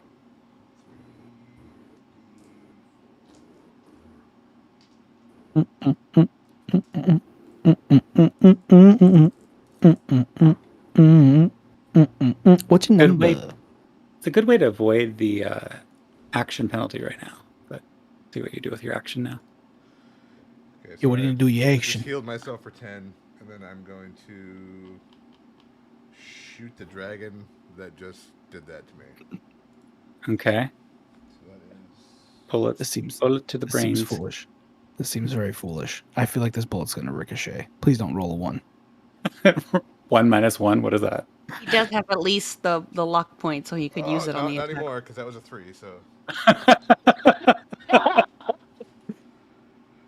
Nat 20. does a 15 hit? A 15 does hit. No, I lied. A 15 does not hit. I lied. Sorry. God damn Alright, it. Oh, I sorry. missed. So No, it's So- fine. It's fine. so- we Your get fucking mouth. $3 per podcast.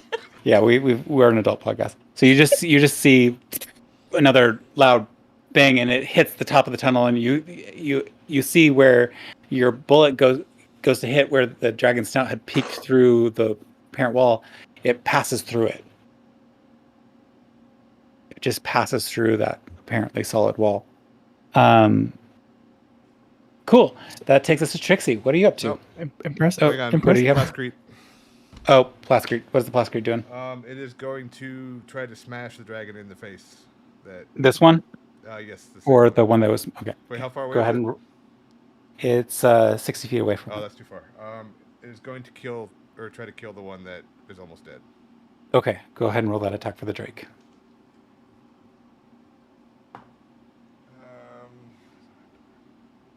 18. Oh. 18 hit. That Nice. hits.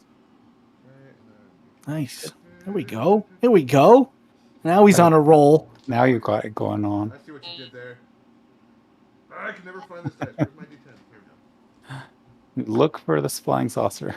Oh, your mic canceled that damage. out on my end, but I heard it. I heard it. Don't worry, I heard it in my head. 9 damage. Okay, 9 damage. Yeah, that you've taken it out. What does the Plascrete do to end this Drake's life? It's going to just Ooh. like spiral like this, like up as high, like 30 feet up if it can go that high, or like at least up to the ceiling as high as that is, and then Yeah, just drop and smash it in the head. It just. So this is Has the that- one that was looking rough. Yeah. Yeah, this was... This is the one that was turning and trying to attack you. So you right next to you, Trixie, you see this rock hit, and then the gore that splatters out, and the rotting flesh and scale already definitely not holding up to the atmosphere of this place, and the spores that kind of float around here. And you see just like it's when you go to a lake and there's just enough of a lake for there to be a tiny bit of tide. Kind of like a little bit of a tide of gore, and then it floods away a little bit. You can't tell if there's any new gore on you because you've already engaged in full-on how do I live inside of some other creature's body, but it's pretty nasty over there. If Trixie ever gets a last name, I think it should be Gorbath. Trixie Gorbath.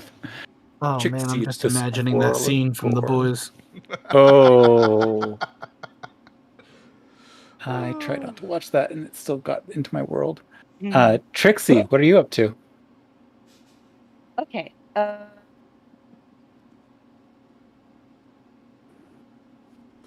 What's you doing over there? I'm not within 5 feet of any of the other drakes, right?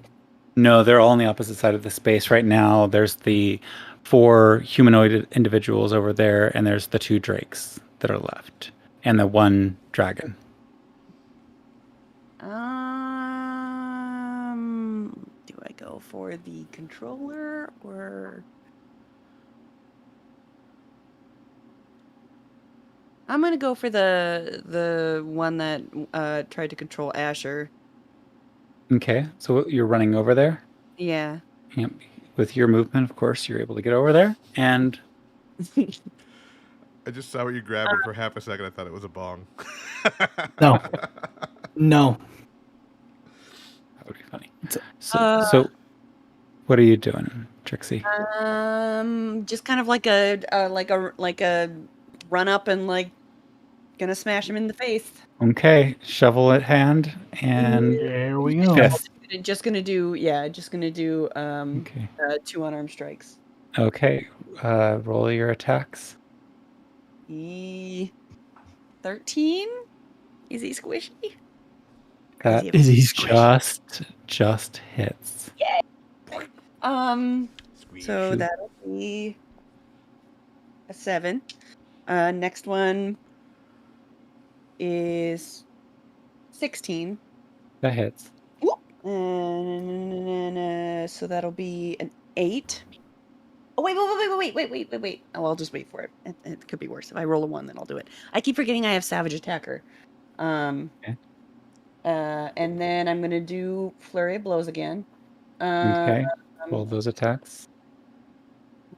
And... Ooh, that one's nice. I That feel like 27. Zuchi and Trixie. What? Oh, 27 hits. I thought you said 27 damage. I was like, what? How? No. And so that'll be a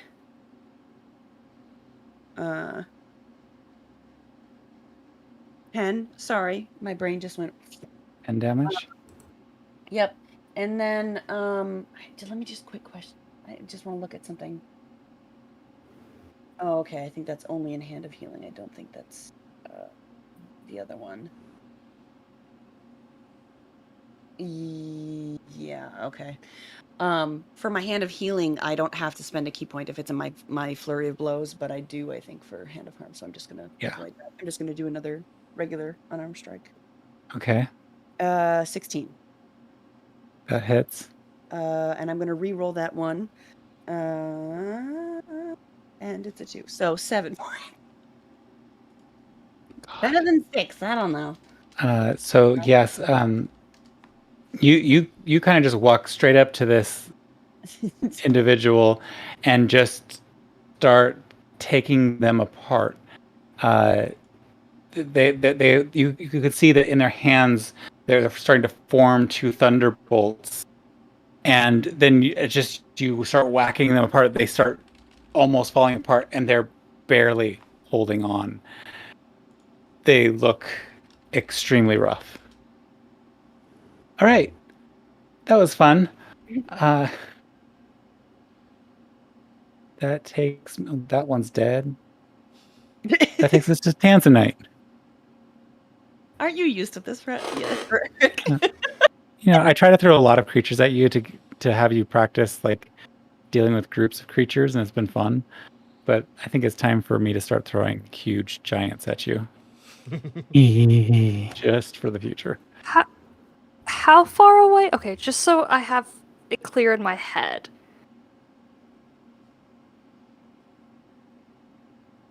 Everyone, all the enemies, and now Trixie are in front of me, right? Yeah. Can we get a map layout? Let's get a map layout. What's going on the map? I think so. We're trying to do the verbal thing because of the podcast situation for this. But if you imagine it, you've had this fairly large cave space that you've been in, and now you're all grouped up at one end of it, where there's 4 individuals kind of standing, one at the 4 who just got pummeled almost to death, and 3 right behind him. There's 2 drakes that are just ahead of them, that have been like kind of slipping their way in and trying to get in for opportunities of attack. And then Trixie is the closest to these enemies. Asher and Tanzanite have maintained a little bit of distance and are just a little bit further away from them. And then Zuchi, I think that you were, because you fired your bow and arrow and you Still moved forward, behind us. you're still a little bit behind Asher and Tanzanite, but you're well within like 30 feet of everything if you wanted to Okay. move about. So Okay. does that help Perfect. clarify a little bit? Yes. Okay. And I am about how far from them? From the, Enemies. you're within 10 feet, 10, 15 feet.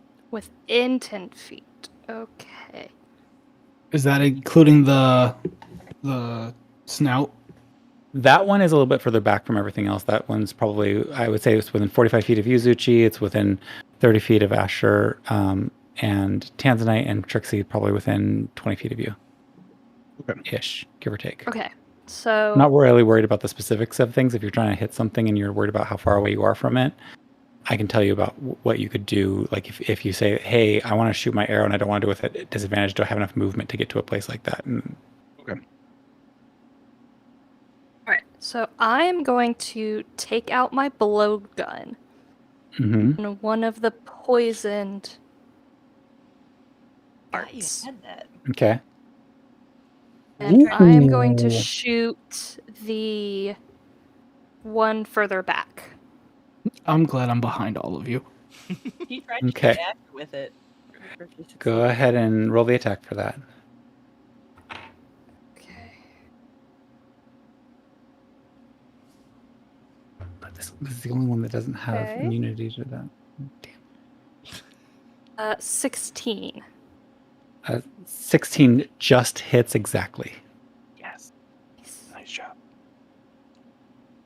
And then it says that my blowgun is a 4 damage piercing, but I used the poison one that I got Yes, from. so the poison that you picked up. So roll a d12 and add 6 to that plus the 4.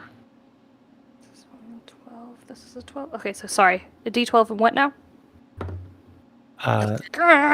Plus 6 plus 4. And I have to do a saving throw for it. That it doesn't make. 21. Yeah, baby dragons aren't that strong. 21.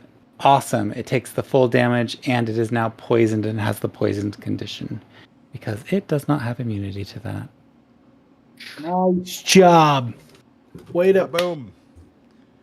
And between the scare from the gunshot and this recent thing, it's starting to look rough. It doesn't look as rough as the Drake did recently until being smushed into nothing.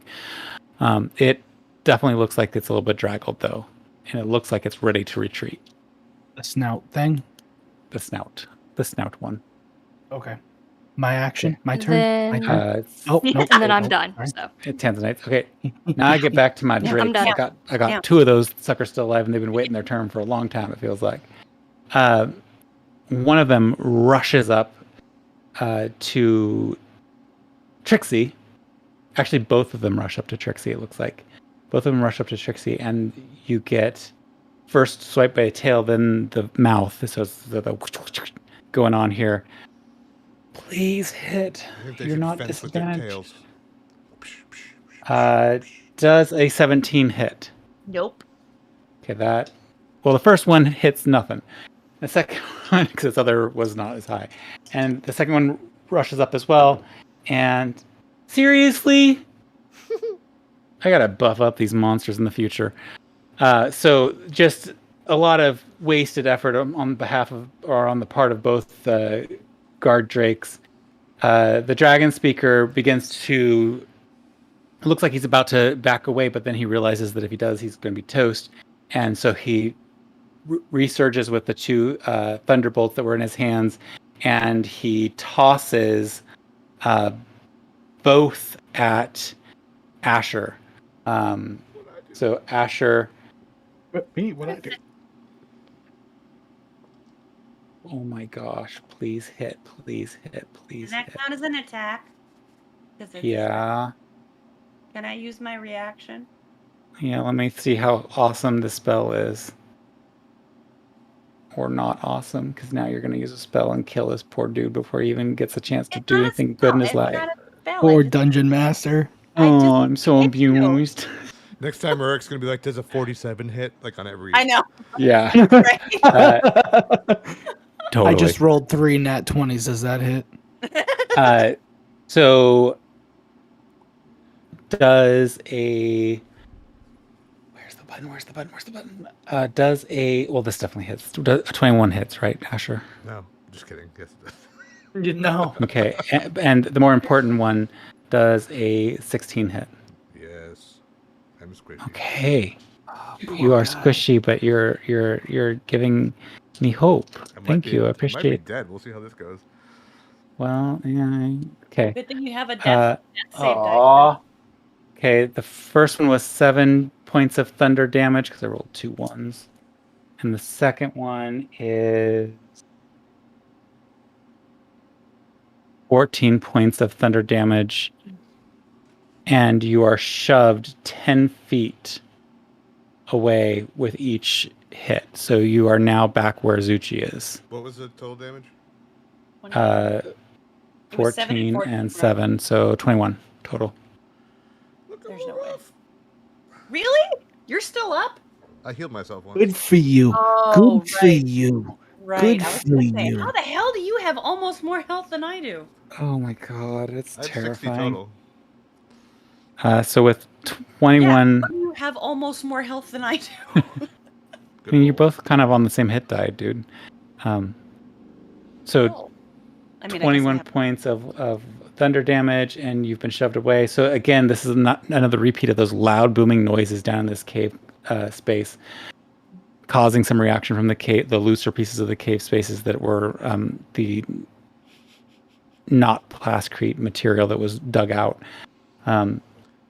As that happens, the 3 finally individuals that were behind this speaker step forward, and immediately they go for Trixie. Rick, Yes. do I get Oh, my you want to rare do your back? thing? Do your thing. Do Sorry. your thing. I'm sorry. I was just trying to gloss over that whole horribleness that was about to happen. Hang on. I gotta remember what Cut it his is. head off with a shovel. Add to the pile. I'm sorry, Oh. Dragon Speaker. Okay, so I get to attempt to hit with my shovel. Yep, That is it's a 27. that definitely hits. My D8. 10 over. No, that's way more than 10 over. That's a ridiculous amount. What's the damage? I'm going to try to pretend to look really sad. 10. What's the damage? Yeah, that's more than enough. All right. Well, he gets his So- his boom shots off, and then I smash his Yeah, so he gets off his thunder and then just like a shovel to the face. like And- almost like a cartoon. And if you want to describe it more, you are more than welcome to. But I'm suggesting like a shovel to the face, and then he collapses, and the 3 behind him just step forward aggressively, looking down at their fallen leader, and are going to seek to pound on you because you've just pounded on their world. Awesome. So they're going to do a multi-attack. So they're going to do hand axe, and then they're going to do their short swords. So I'm going to roll the attacks really quickly, and then you can just let me know how it goes. Does a...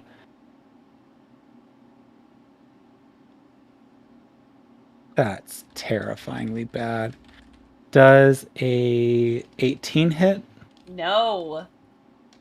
Okay, I'm going to just roll for the next one because we'll forget the whole short sword part. Doesn't matter. Then that short sword's not going to happen. But does a 20 hit? Yes.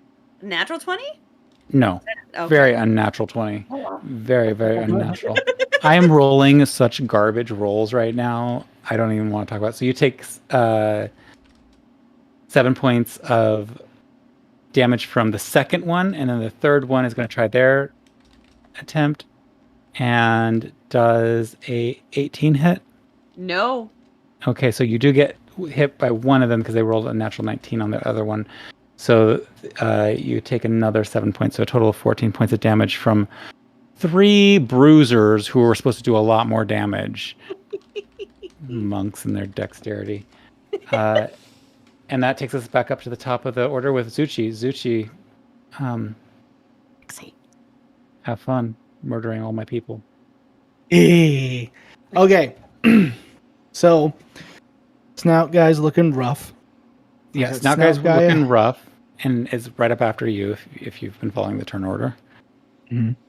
Okay. So he's my main focus. So I'm gonna turn to Tanzanite, and I'm gonna ask Tanzanite if they have any healing properties. Do you have anything to cure? Does she need help, you mean? Yes. No. Does she have something that can cure? Do you have something that can cure somebody? Do you have curing magic? Yes. Okay. I'm gonna need you to use your curing magic on this child here. Squirrel, your next move of attack is gonna be just keep going crazy. I'll take out the big thing, and from here, we should be home free. Our biggest objective in this whole thing is to get the jewel at all cost. I'm gonna activate Zephyr Strike, and I'm gonna take off like a bat out of hell. And at the end of my Zephyr Strike, I'm going to plant my short sword directly into it and rip down. Okay, so you cast Zephyr Strike, and you're just moving like the wind, dodging past. You just watch as this individual dodges past all of the beings without provoking any opportunity attacks or chance for them to take a hit on them. And your attack deals an extra D8 force damage on a hit. So roll your weapon attack, and you do have 2 attacks, but the first one you get the extra force damage plus your other attack. I'm rolling to see if I hit first, correct, right? Yeah.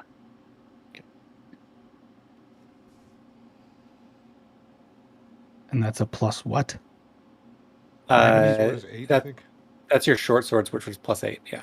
Plus 8, so that's a 18. 18 hits, and now you get to roll for that first hit 1d8 force damage plus the regular damage that you do with your short swords. All right, so my short swords do D8. Short swords do 1d6 plus 4. Okay, so you'll roll all of that damage, and then you'll have your other attack still. 1d6 plus 4. Oh my god, it's 8, Nick. Come on. Wow. And okay, so that was the one short sword. And then I have another attack, yeah? Roll your other attack, because you have 2 attacks on your attack action. Ranger. I knew it. That is 8 plus. I'm bad at this. Oh, it's 8 plus 8. That's 16. That's 16. Don't worry about it. I promise you, when we first started playing, all of us were like, "What?" And then it comes back. So how do you want this to occur? Oh. Okay. So, as I'm zooming past everybody, I'm gonna jump up, full cape, comes flying off, and then as I land down, just both hands on one of my short swords, just in, and then cut all the way down, landing on the ground, and the snout just flops open. I take my blade, wipe it on my shoulder, and resheath it.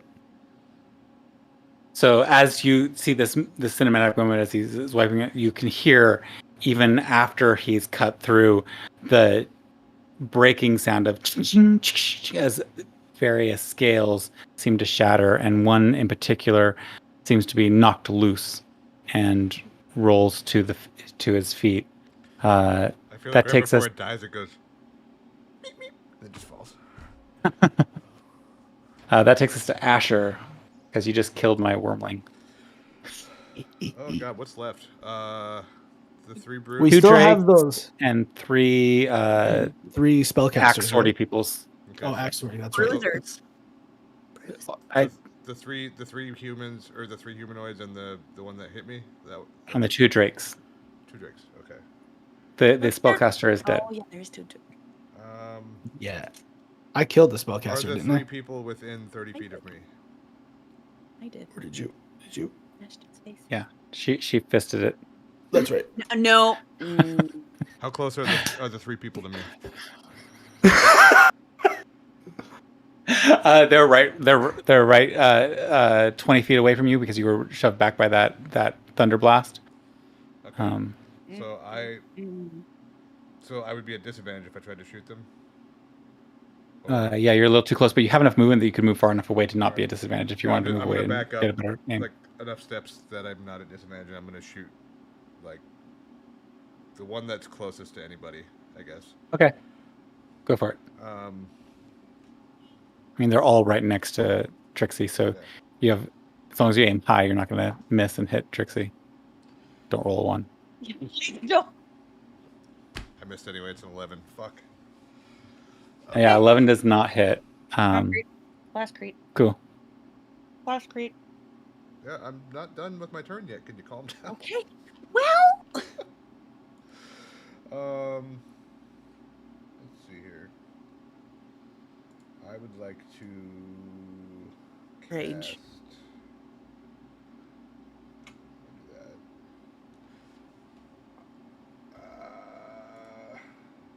I'm gonna say, feeling quite shitty. I need a quick pick me up. Haiku healing, go, and cast 4th level healing word on myself. Here we go. Make up. I am not dead yet. I healed myself. Ooh, with 16 points. Yeah. That was quicker than finding enough dice. for Nice. Oh yeah, totally. All right, so that takes us to your Plascrete animated block of happiness. Yeah, so I will try to slam. Excuse me, isn't there supposed to be a haiku that is happening? He did his Aren't you haiku for his healing word. I did. Oh, You did it. You missed it. I said, feeling Oh, quite man. shitty. I need a quick pick me up. Haiku healing, go. That was my. Oh, I completely missed that. I completely missed all of it. He's sneaky. He is getting sneakier and sneakier with it. So I will force slam whichever one's closest to the concrete block. Okay, I'm not it's the same one you try to shoot at. This dice is in jail. Give me a second. This guy. My dice are all turning on me. It's not good. Well, we have like 5,000 other ones for you to choose 17? from. 17 just hits. That's exactly what you need to hit. Rurik literally left us a tool bag full of dice. Yeah. Awesome. I have another tool bag of dice floating around the ether somewhere. 11 damage. Awesome. Yeah, that definitely hits, and you can see that as that hit takes them, that they might be well fortified with really good leather armor, but they're just humanoids. They're not anything ridiculously special, so they're definitely taking those hits when it does get through their armor. And that takes us to Trixie. Trixie, you are surrounded. Tanzanite? Is that who you meant? Isn't Tanzanite after Asher? No, Tanzanite is after the dead green wormling. Oh. It goes right now, just in case anybody wants to keep track of the order. Zuchi, dead creature. Asher, Trixie, dead creature. Tanzanite, dead creature. Okay. Dead Okay. creature. Sorry. I got confuzzled. My bad. I'm surrounded. Okay. You are surrounded. In which case... Your favorite place to be, for being honest. I am going to take... And all of them took damage from the... Did they take damage collectively from the concrete thing? No, just one of them took the damage. Just Okay. one of them. I'm going to use my shovel and start attempting to sweep the legs. Just to, like, I'm aiming for their legs with like hoping to knock them over. I don't know if that's separate from an attack. You're just trying to knock them prone? Well, That'll be that's an I wanna- action. I mean, we can use but that. I can only do that to one then. I mean, you right? could try to knock multiple over. I just changed the DC for that.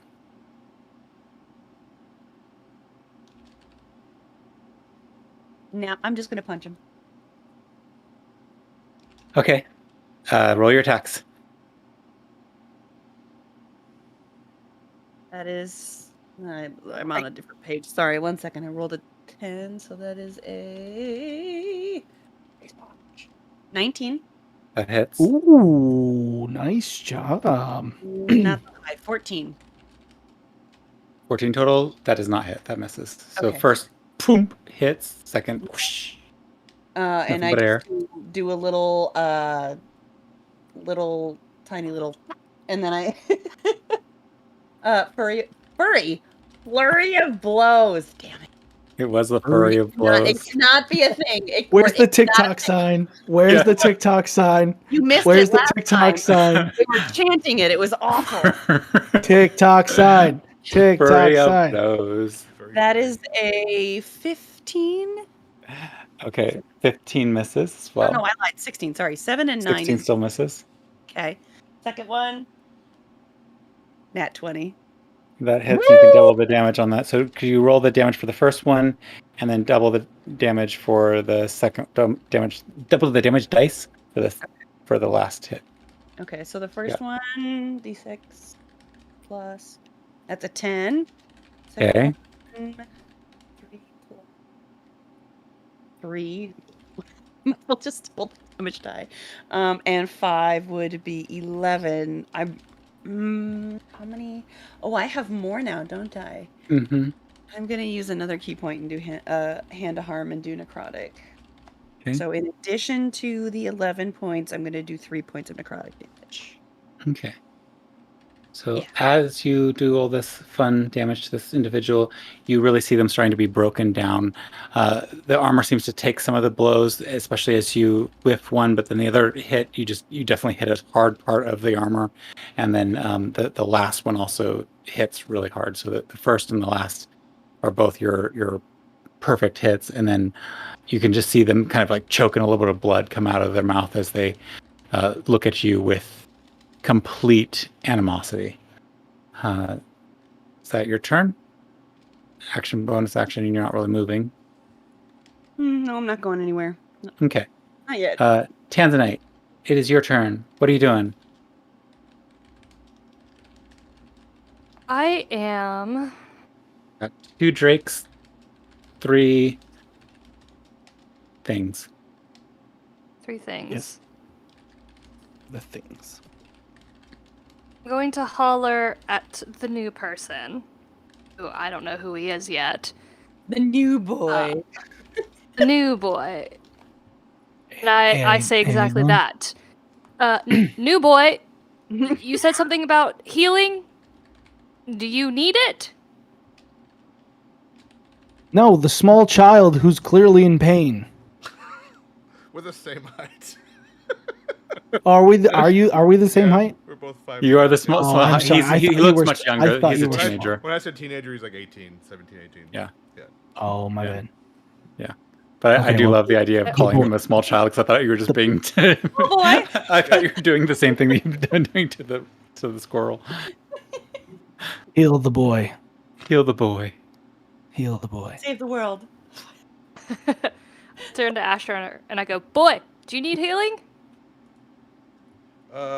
Okay. Aim. Maybe. Um, As I'm like bleeding out of my mouth and like, I'm a little better because I healed myself, but I'm at like half health right now. You can decide how Jessica shitty that to makes me the- look. Yeah. You can attack something if you want. I probably won't die. Yeah, you don't have to follow. You can completely. Yeah, ignore you me. don't- I left that open. He just being bossy. Well, it's also I'm- Tanzanite. She I'm a- doesn't always listen to the boys. You don't know who Yeah. I am. I'm essentially an ass to you. Oh, I You can- noticed. You could do the. I I'm am not going listening to you. Hmm.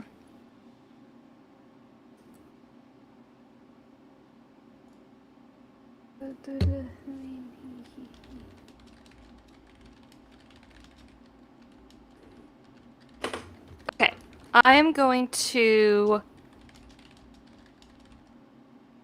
I want to get into so that I'm 5 feet away from everyone. How much movement would that be? You're definitely able to get there. Not even How a much worry. movement would it be? Probably like half your movement. Okay, perfect. So I'm going to use half my movement to get into 5 feet. And I am going to touch my forehead at my crystal. And I'm going to do Word of Radiance. And I can pick each creature of my choice. So all of our enemies. And they have to make a Constitution saving throw of 15. Okay, well, the drakes failed.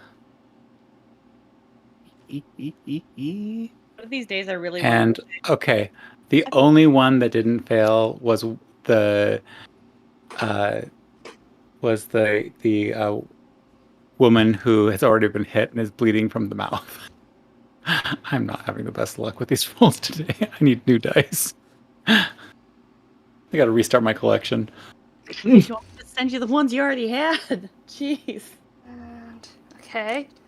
So then the ones that failed take.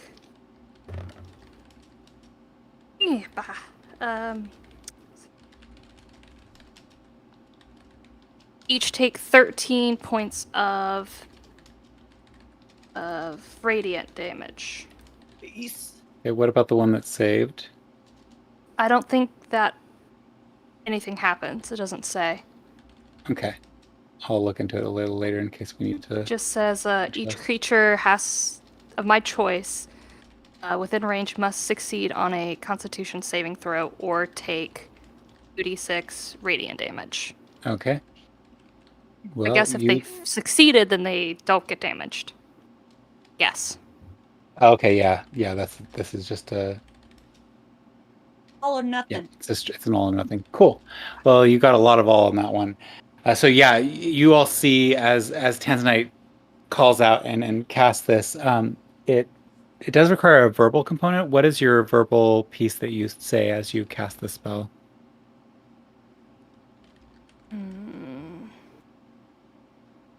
You just groan. No, I was thinking. Judging off of what your character sounds like, that would be the perfect. I want Yeah. a nap. Let there be light. Some reason because it's radiant damage, I think light, so I say blind. Okay. So as she says blind, it's almost a cue because she's specifically chosen not to affect the three of you, for you to avert your gaze for a moment. But then as you start to look back and you know how light will bleed through your closed eyelids and you can see that something's becoming very bright. You have that kind of burst of, and then as you open your eyes as it starts to fade, you can see that blood trickles from the eyes of all but one of the creatures in the space as they all take that 13 points of radiant damage and shake their heads for a moment before regaining focus. And you can see their focus is off for just mere moments, but it definitely caused some sort of massive trauma to them. Shoot. And I am now within range, and if I move, they'll all get an opportunity attack, so I'm gonna stay right there. Awesome. All right, so that takes us to my folks, and two of the humanoid beings utter swift commands to the drakes. Zushi, since you can understand what they're saying, you hear them say, retreat. And without more than a moment's focus, those two begin to back away. So Trixie, you're within range of an opportunity attack, and Tanzanite, you're within range of an opportunity attack if you would like to take it on either of those two Heck that are retreating. Yeah. Okay, so roll your attacks. It's a melee attack, so you have to use a melee weapon attack. Okay.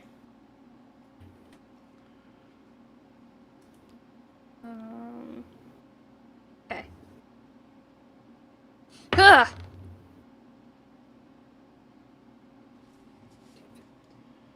$17 for me. Okay. 22.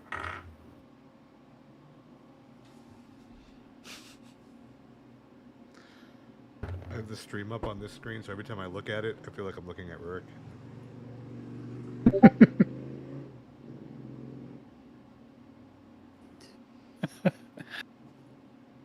What are you laughing at? Oh. Uh, Well, it would help if I rolled damage dice, huh? please. Give him the pew pew. Where? Uh, Oh no! Where did it go? What the Okay. hell? Oh, there it is. Well- Savage attack. Wait, does that count on a reaction 6? No, I don't think so. Once per turn. I didn't use it on my regular turn. Okay, go ahead and add it on. 13. Okay. 5, 6. And I did 4. 11 total for me. So that you take the they take the damage, and then the two drakes, you can see that they're like limping as they move further along. The two drakes, though, kind of unharmed except for the radiant damage, begin just swarming up the tunnel towards the surface. The other three beings are still left behind, and because we've gone really long into this battle, we really need to take a break. So we're going to go ahead and take a break, and when we come back, we'll try to wrap this up, but we'll also try to do a little denouement time role-playing. I didn't realize this battle was going to go on as long as it did. So we'll be back in just a little bit. Hope you have a great break. I'm gonna go walk some And pubs. yeah, Asher, Y'all Do I talk have to about do fairy anything? tale. could you make my screen full screen, my view full screen, and everybody else, you're just going to want to mute yourself so you don't have to have your voices picked up. But I'm going to go ahead and do a live version of the recorded intermission that I had plotted. Hang on, how do I full screen you? I'm If you in Discord, if you Okay. there, okay, cool. All right. So enjoy your break. See you all in about 30 minutes. And if anybody needs to not show up, then let me know. So in today's break, I was taking some stories and repurposing, seeing them from our world to this future space of Atland, and basically telling you a folktale because I'm filling time. And this worked better than anything else I had available to you. So for those of you listening in while we have our half-hour break, we're going to start off with The Mighty Prince. Long ago in Japan, there lived... Actually, let me redo this one because this is the wrong one. That's not the right one. There we go. Long ago, there lived a great prince. He was rich and powerful, and his people were good and loyal. Yet the prince was an unhappy man. He was short-tempered and impatient. He was always angry and often cruel. He bullied his subjects until they cringed with fear. One year, he waged a war on a neighboring country. At his word of command, his troops hurled themselves into battle, their spears thrust out before them, their cruel prince leading from behind. They fought bravely and won a great victory for him, but still he was not satisfied. Still he was unhappy. The army returned home with the victorious prince at their head. Day after wonderful day, victory parades were held, and at night the skies glowed with fireworks and lanterns as the people praised their prince and celebrated his great deeds. But the people soon grew sad. The prince noticed their long faces, and he blazed with anger. "Speak!" he roared as he rode through the streets on his great war horse. "Why are you so sorrowful?"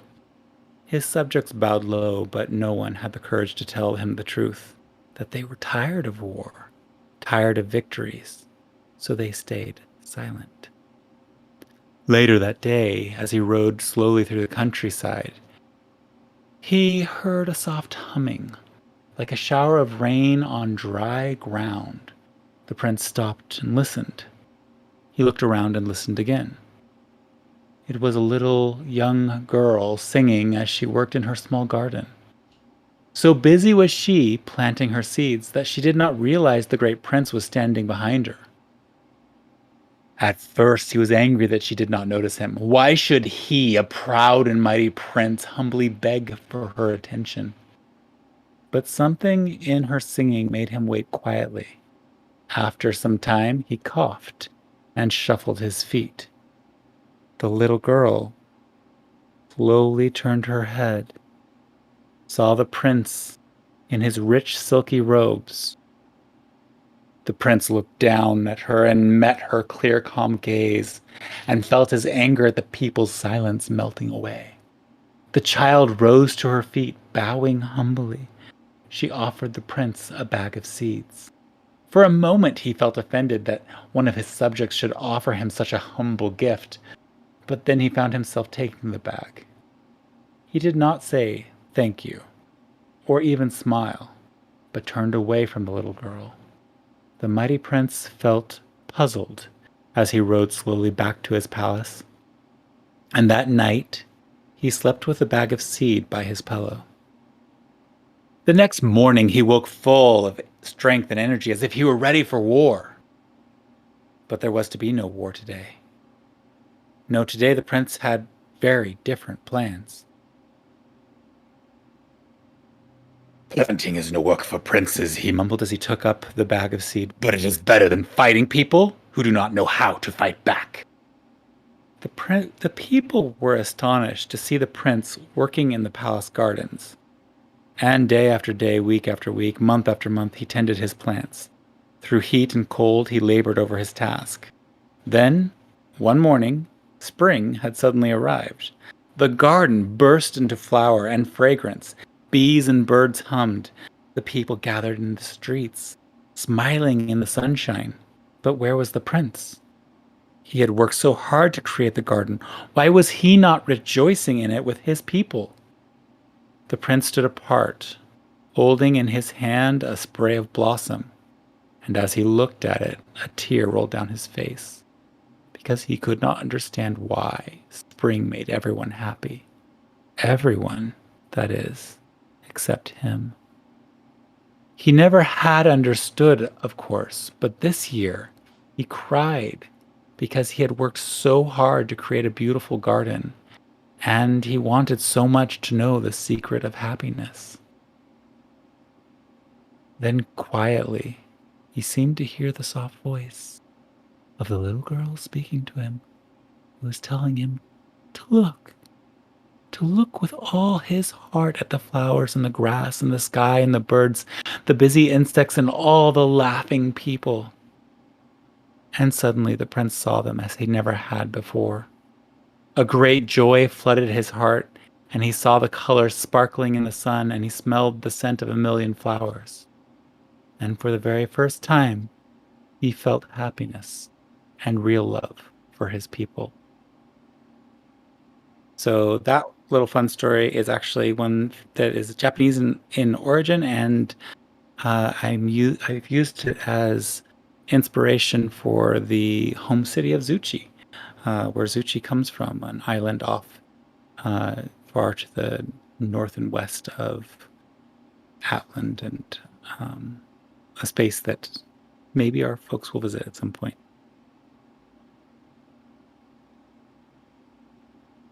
This next story is from people who live in the forested hills in the north end of Atland, a people who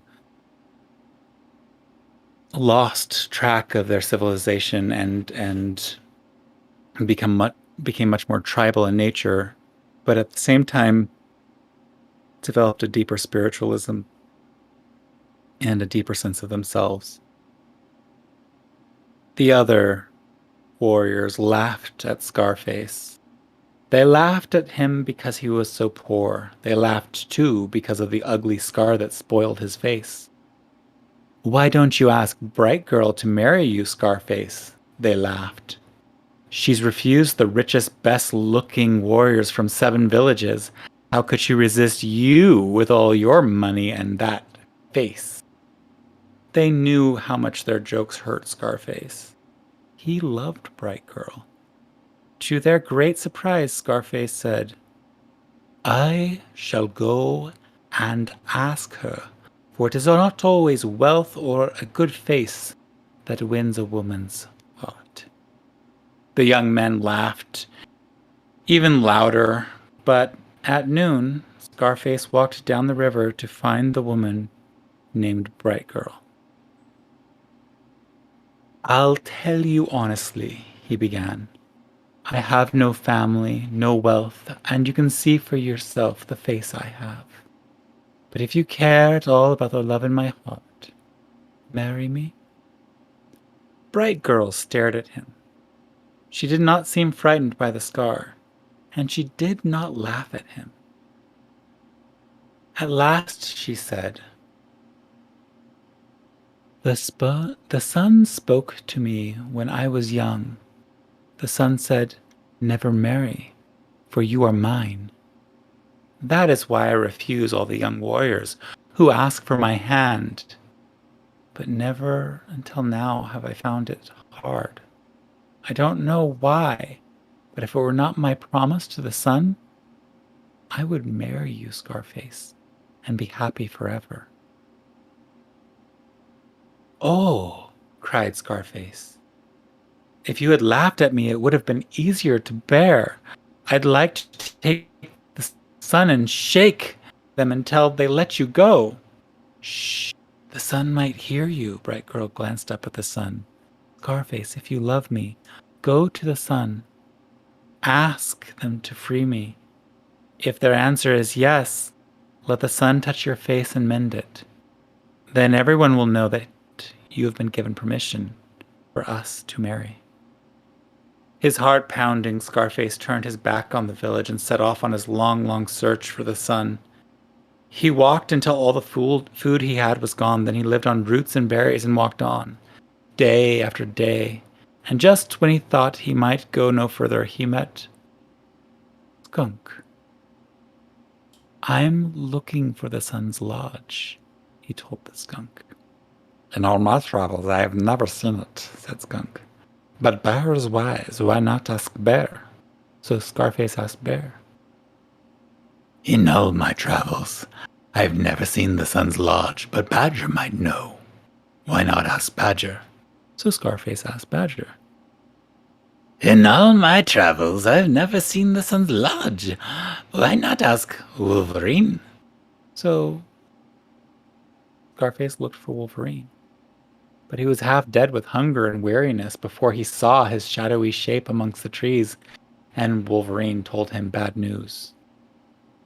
"The sun's lodge is on the other side of the great water. Where is your canoe? How will you cross over?" Then, beyond the trees, Scarface glimpsed the wide, wide sea, which he had never seen before. It stretched far, far away, further than even his sharp eyes could see. He sat down on the shore and wept, unable to go back, unable to turn back or go on, when 2 eagles flew overhead. He told him his sad, sad story. "Now I shall never reach the sun's lodge because it's on the other side of the wide, wide sea." The eagles swooped down and picked up Scarface and carried him across the ocean to the farthest shore. "There you are, young man," said one. "Because of your sad, sad story, we pity you. Follow that path and you will find the sun's lodge." Scarface walked quickly up the steep, crumbling pathway. Scattered along the path, he saw coats of the finest buffalo hide arrows with shafts of gold, moccasins sewn with colorful thread, and a headdress made from the plumes of every bird in the sky. Oh, he is rich indeed who owns these things, thought Scarface, but he did not touch them. Halt! Out of a tree sprang a warrior, hair braided and face painted to look fierce, though he was hardly more than a boy. Why did you not pick up the coats or the arrows or the moccasins or headdress? Because they are not mine. The warrior's painted face broke into a smile. I see you are an honest man. Come and shelter the night in my father's lodge. Scarface bit his lip. I would do so, but I really must go on until I reach Sun's lodge. The handsome warrior laughed out loud. Of course, you don't know me. I am Morningstar. I am the son of the great sun.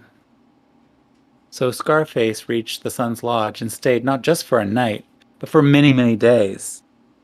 When he felt summoned to meet the sun, he felt too shy to mention his love for Bright Girl. My son likes you, said the sun one morning. Stay and be his friend, but don't let him play near the lake of birds. The spike-billed birds peck men to death if they can. Outside the hut, Morningstar whispered to Scarface, Take no notice. I want to go to the lake. I'll cut off the heads of those silly birds. And he ran ahead of Scarface, who chased after him, calling, Stop! Come back! It's dangerous! The spike-billed birds looked harmless in the water, but as Morningstar ran down to the shore, they rose up like a rain cloud over his head, and plunged at him, their sharp beaks stabbing and scratching. Scarface rushed forward, plunging in amongst the birds and scattering them. One by one, they flapped away across the lake.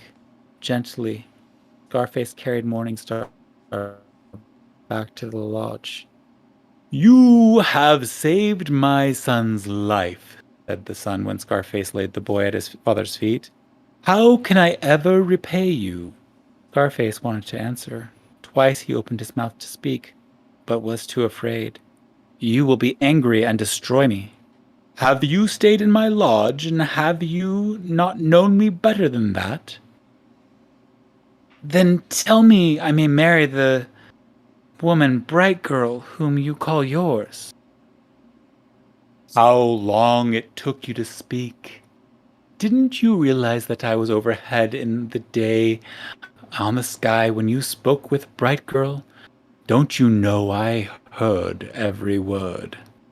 He reached out and rubbed Scarface's cheek, and at once the horrible scar was gone. Come inside and let us give you clothes and food for your journey.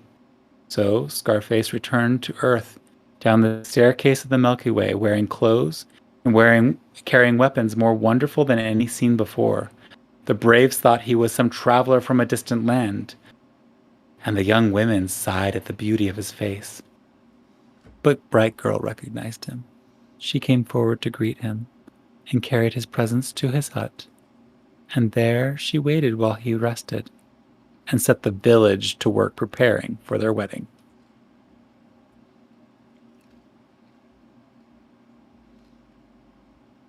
Okay, I'm out of stories for break time, so anybody who's still listening, you're just going to have to put up with it. Hi. Well, why don't we talk about anime? Oh, yeah.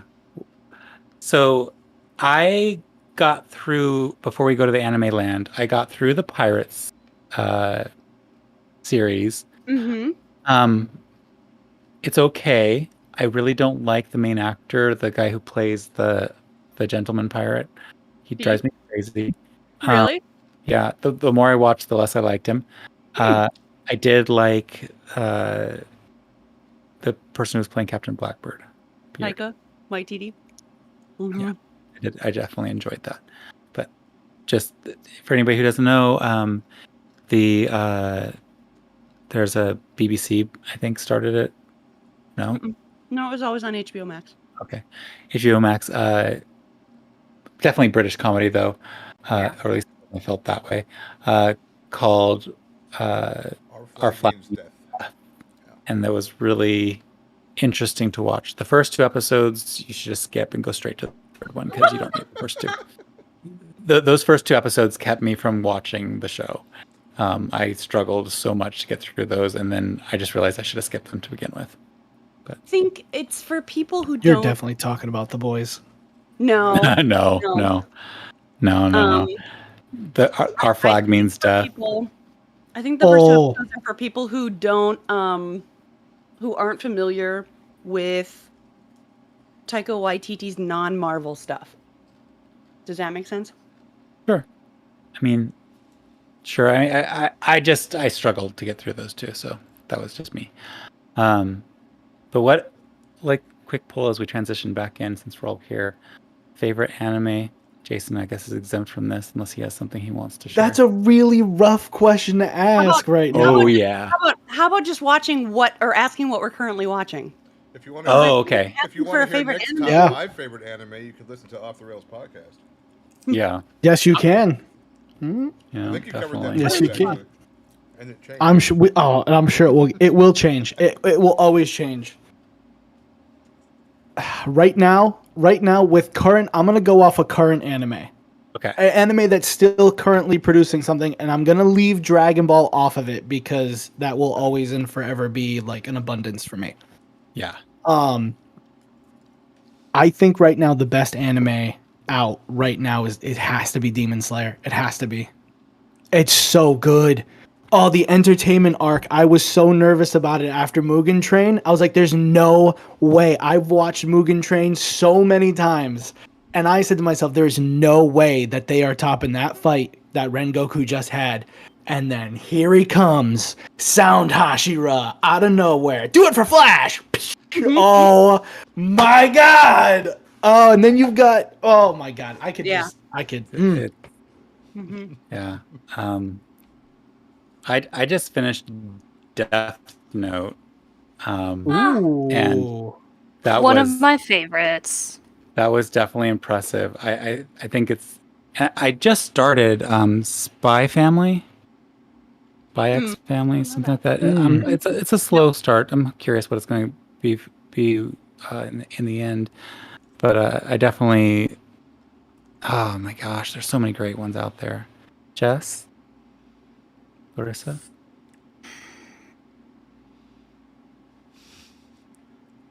Jess looks very torn. I don't know. There's So many good choices. ones. What did you watch last? What are you Well, watching right now? Right now, my boyfriend is actually introducing me to Dragon Ball for the first time. So I just finished Dragon Ball. Going Okay, into so now Dragon you're Ball Z. now you're going to Z. Is he Problem having you is- watch? Is he having you watch the original Dragon Ball Z, or are you Don't watch watching the Kai? original. Hi. Because the reason why I used to watch it a little bit with my older brother growing up, couldn't stand the 2 episodes of couldn't do it. The never-ending power-ups. The never-ending power-ups. I couldn't do it. Oh man, Kai Sean, has been great. Sean Like Shenmue whenever lost they his skip voice. over something, he'll tell me, it'd be like, oh well, they had this mini arc here, they had this mini arc here, and it's been great. That's such an ever-vasting universe that show is spanning, and it's just gotten even crazier with the new movie that's about to drop. I've already seen spoilers for it because it aired in Japan like 3 weeks ago, so all of the mobile games and all the stuff are just throwing content at it, and it's like, can you just release them at the same time? Come on, Dragon Ball is like one of the it's the largest anime franchise in the history of anime in the longest time. I heard there's a guy with a power level over 9,000. Yeah, I know about anime. What's So up? that was so funny because after that episode, I think it was a few episodes after that, after the Frieza saga, power level is never mentioned ever again because Toriyama knew that it was just an absolute waste of time. Oh man, that's funny. But yeah, Larissa, that's did what you I'm have one? currently watching. Let's see. I'm up to date on Jujutsu Kaisen and Black Clover. Never watched it. Okay. I can't get into Black Clover. I've tried so many times. It grew on me because Asta is annoying, really like right off the bat. Yep. But like once you get some really, really epic, did you get to the part where he got his grimoire or no? I haven't. And see, I know once I've been trying to force myself to do it because once I get to that part, because I see all like the concepts and all the banner art, I'm like, yo, this show looks like something I would like, but I just can't get into it. Yeah, you just have to you just at least give it until that, and then you can say fuck off if you don't want it. Something I started very recently, and I'm currently working my way through, is Made in Abyss. Oh, what's that about? Yeah. And if you thought fruit baskets was trauma, No, worse than fruit baskets. It's terrible. It's terrible. Isn't it basket singular? I only watched a couple of.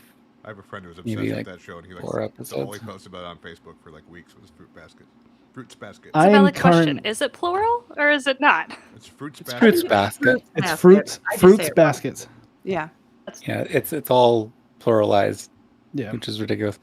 Yeah, there's one that I'm looking forward to. I don't know if I should be looking forward to it. The Rising of the Shield Hero, and there was another one.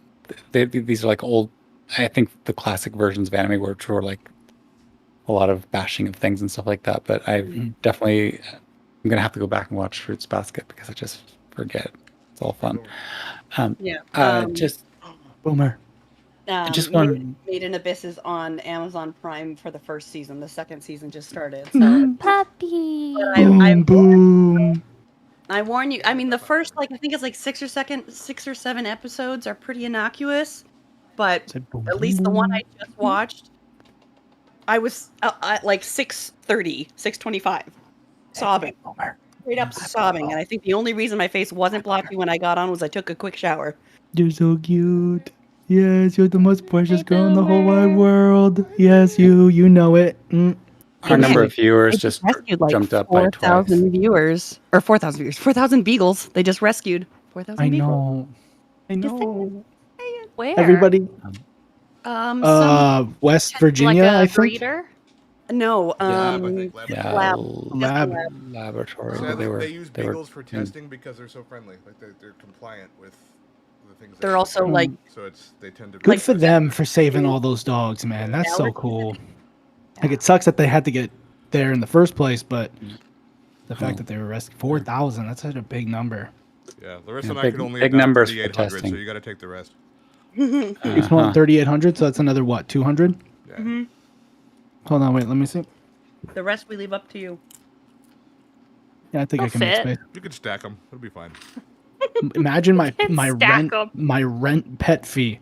Oh, Hi, no, I'm bringing no. 200 beagles into my 712 square foot apartment. That cool with you? Yeah, Imagine that's every when time the the landlord's like, doorbell went off. Thank God there's no doorbell, but anytime anybody oh, jeez. my Like a my company. walls would reverberate. True. All right, so we're gonna get back and get started with this thing, but I just want to check in with you all because I did go too long at the beginning. Are you all good with going for like another hour, or should we cut it shorter than that? Yeah, we're fine. Yeah, good. Okay, cool. Jess, are you okay with I'll that? go longer than that. I'll play till tomorrow. Let's do it. No. Yeah, I could do like another hour. Yeah. for Okay, sure. we'll do another hour. So last when we left off, you had basically decimated my creatures. I got two wait. drakes who darted off up to the surface. Two. Did you want a word from our sponsor? Oh yes, it's time for our sponsor. I almost forgot. Yeah. The brand new segment, so I'm ready for this. Ooh. All But I right. just deafen you now. We've all been there in the grocery store line, hiking through the woods, stuck in traffic, waiting in the drive-thru. It doesn't matter where you go, schmucks are everywhere. You know the ones. They leave the line and come back 10 minutes later and want their spot back. They ride their bicycle through the red light and flip off anyone with the right-of-way. They jiggle the door handle on the public bathroom long after it's clear somebody's in there. There is nothing you can do. Or is there? You've heard of bear spray. You've heard of pepper spray. Now you have schmuck spray, made from the highest quality Italian pepperoncino flakes. Schmuck spray will even bring the schmuckiest schmuck to their knees. You want to park in 2 parking spaces? Schmuck spray. You want to talk to the manager? Schmuck spray. You want to abuse your position on the Supreme Court to strip women of basic healthcare rights? Schmuck you! Schmuck You spray. get the schmuck spray! Let's go! Pick up your schmuck spray from your favorite retailer today. Brought to you by Off the Rails Podcast, the same podcast that brought you Schmuck Bat and Schmuck Smacker. Now, back to probability of demise. Oh, that is so awesome. Where's the TikTok sign? Oh, yeah. What? Dude, you gotta hold up your TikTok sign so you can find this one. This one's treasure. Okay. Go. You want that spray? Don't go to that site. It's overpriced. Come to me. I get you half off. Tony, is that you? Yeah, it's me. Don't worry about it. I got sausages. I got schmuck spray now. All right. So we are going back now into our world. Just two drakes had jetted up using both their movement and their action to get as quickly and as distant as they could up the tunnel. 2 of the humanoids also had jetted up after them a little bit slower from their wounds, but trying to catch up with the ones you whacked. Oh, I thought we had the drakes. Okay, yeah, okay. No. Oh, no, the drakes weren't close enough for that. Got it. And there's one left behind who seems to be trying to hold a blocking motion, trying to keep you from getting past her and to her colleagues. So she is definitely trying to create that sort of stop, and to do that, you can see that you can see her settle into a stance. With it's just telegraphed that this is her intention, that she's going to stop anyone who tries to pass her. That takes us back to Zuchi. What do you do?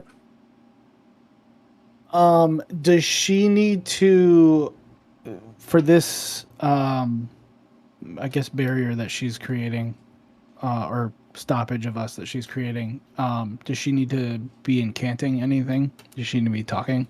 No, she is literally just settling into a ready stance of a warrior, intent on protecting her Okay. colleagues. So, And how close? How Putting up close her in? troops, as it were. She was. Oh, I see what you're saying. I went too mystical. like she's blocking the pathway. Yes. And she settled okay. in as like a, here's my sword, here's my hand axe. If you want to try to get by me, go ahead. But I'm gonna. She's basically holding all of her action to smash anybody who comes after her. Okay. Past her, I mean. Where is she compared to me?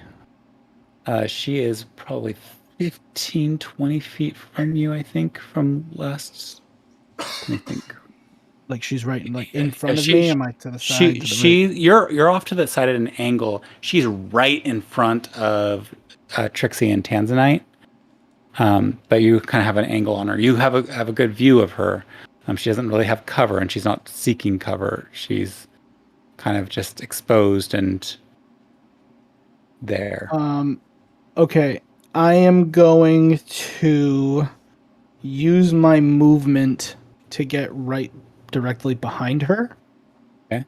And then I'm going to put my arm around her throat and then threaten to stab from either the back or the side with one of my daggers. So she held her action for the first person to come near her to swing her blade. So she's going to first get her attack action off at you. Okay.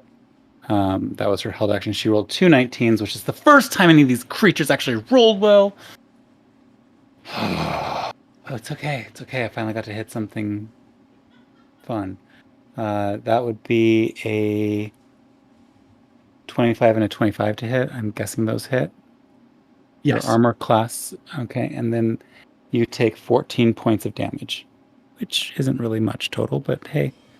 If she'd rolled 2 natural 20s, it would be really cool, but 2 19s is good. Okay. All right. Well, at least we know Rick didn't spend the whole break powering up all the bad guys, so that's good. I've got the power! Just full She-Ra. Yes. All right. So, I'm going behind her. I'm grabbing her, and I'm threatening to stab her Okay. with my. So, are you with like one of my with one of my grappling arrows. her with a threat, or are you? Yeah. So my okay, arms. I'm so- behind her with my arm around her throat and an arrow like So about let's the have you savage. do a strength. It's a contested strength against her. She's at disadvantage, so it'll be whatever she rolls lowest versus whatever you roll. Okay. Don't That would forget be to add really your strength cool. modifier. Yeah. Yeah, I'm looking at it. You have to beat a 13. Done. Hmm? 16. Great. So you've grappled her. She's at this point. I think that not only is she kind of grappled. Let me just check, see if there's any other issues she might have right now. Your ranger's definitely stronger than my ranger was. She had an 8, so she had a -2 strength. Oh, My unarmed strikes, like a regular person's unarmed strike, is their strength modifier +1. So because she had a -2 strength modifier, literally I could just slap someone and it wouldn't hurt. oh no. Oh, no. Yeah, my It was just strength for is. effect. I have a +8 Okay. +8 strength modifier. So Plus- it is. plus- Sorry. Go No, ahead no. and say. Wait, hold on. +8? Mm-hmm. Do you mean not on the saving throws, just where your strength? Oh, yeah, yeah. No, your strength is +4, I think. Nice. You You're have super you have a really good. Your character's pretty strong. Oh, yep. Okay. So a grappled creature, and I'm just explaining this for the world. Speed becomes 0, so basically they are not going to be able to move, and they can't benefit from any bonus to their speed. It'll end if you are incapacitated, or you let go. It would also end if it was an effect from a spell. But in this case, you've more or less reduced them to 0. They're not able to move, and they feel the threat from what you're doing. Or is there anything else you're going to try to do, or is it just Yes. like you're holding her and threatening her? In her native Draconic? language. Yep, in Draconic. I want to ask her where the jewel is. Okay, could you roll an intimidation check? So that would be one of your skills, and I think intimidation for you is pretty high, but I can't remember because I don't have memory. Skills, my intimidation is that's +2. Okay, it's not as high as I thought it was, but yeah, go ahead and roll plus. Add 2 to your d20. 14. You see her gaze. You don't see her gaze because she's behind you, but the rest of you see her gaze shift a bit down to a particular tunnel. But then she just grunts and says in Draconic back to you, "Never." And spits some blood up. Never telling you. The stalker of the forest can just die. And again spits more blood as she's held in place. I still have an action, correct? Yep. No, your action was the grapple, so Okay. I think that's kind of tied up right now. So that takes us to encounters. Asher. So there's the person being grappled. What else is left? You can see Yeah, there's a the tails of the 2 drakes racing up and out the tunnel towards the surface, and there are 2 handlers behind them, a bit further behind them as they limp their way towards the surface. I would like to shoot the limpiest handler. Okay, go ahead and roll that attack.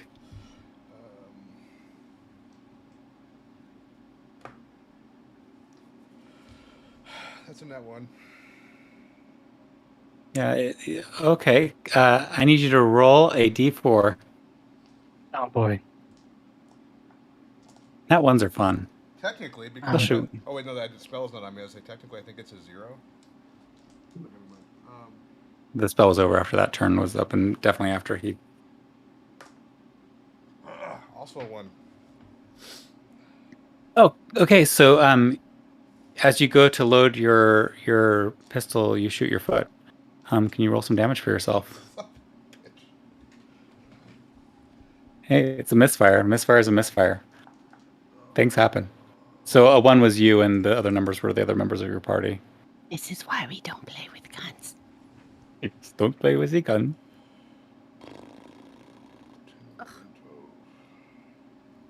12 damage to myself. Awesome. So as you take that 12 damage, you can half it because you would have had whatever makes it more fun, and you can tell that something is now wrong with your pistol, and you'll need to do some tinkering to figure it out or get some help fixing it before you can use it again. That take the bonus action or your brick of boom. Brick of boom. Is that a brick of doom? Brick I'll work. of doom. Let's see. Brick of doom.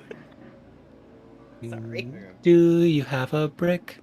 A brick of bricky I'm doom. gonna say, not sure I like you, but you seem to know what's up. Best of luck to you. And cast Bardic Inspiration on Gucci. I keep wanting to say Gucci, but that's not right. Gucci. Zucci. Zucci's Gucci. So you have Bardic Inspiration. What is your dice for Bardic Inspiration right now? What? D8. 8. So if you have an ability check, saving throw, or an attack, I believe, right? Mhm. You can roll that D8 before you know the results of what you rolled for the D20 and add it to your total. So it's a boost to use in the next 10 minutes. So that takes us to Trixie. I'm staring at your picture in my computer screen, and I'm just like, I don't know who you are anymore. So I apologize to anyone watching this. I keep moving my mouse across the screen, and like it causes names to highlight. So sorry. Oh, I kind of dig that actually. Everyone knows how to message us on Discord now because our names keep popping up. Yeah, we'll have to start using pseudonyms in here. We'll have to use our character names or something.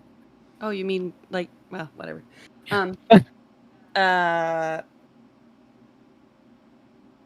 Sorry, zoned out. That's my podcast. I know. This is where I this is know. where Nick yells off the rails, baby. I know. Off the rails, baby! That's Johnny's Yeah, thing. Johnny That's what uses he does. Johnny uses does the off the rails, baby. Oh, okay. Now I remember what to do. I'm gonna look over her shoulder at our new friend, possible friend, and say, Frenemy. what did you ask?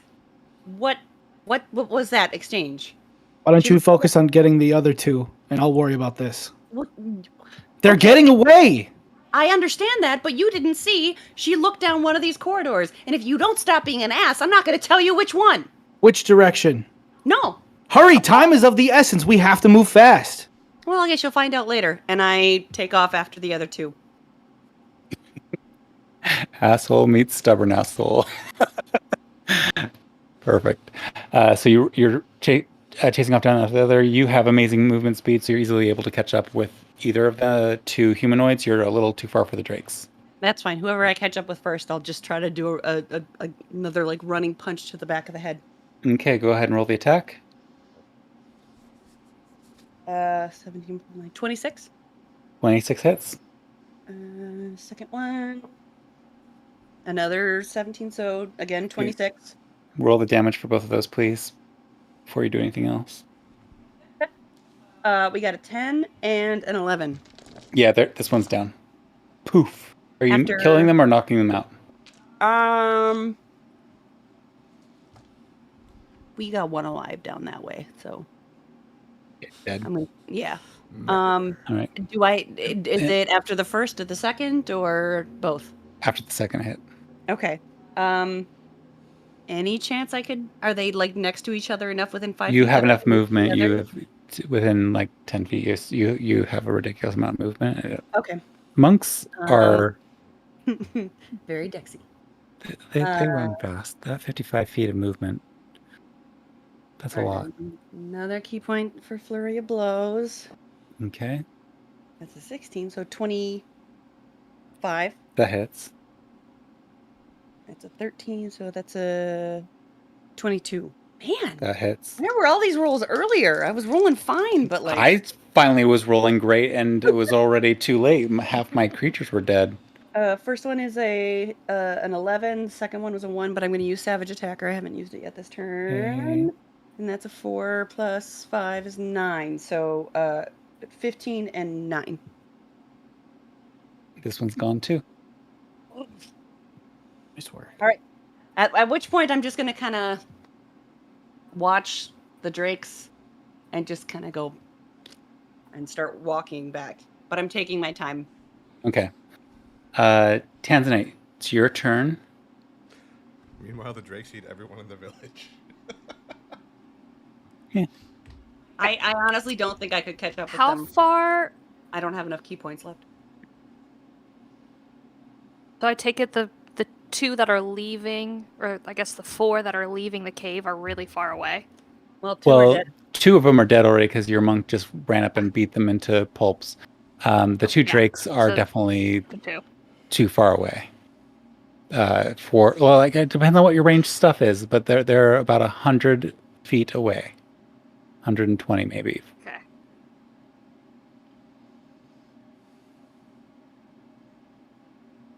Like your monk friend got halfway there, but then she had to beat up a couple of people. So, They gained more distance, right? yeah. Okay. So they're about 120 feet away? Yeah. Okay. You can Well, then barely make them I out because they're am- trying to turn corner and run. But yeah.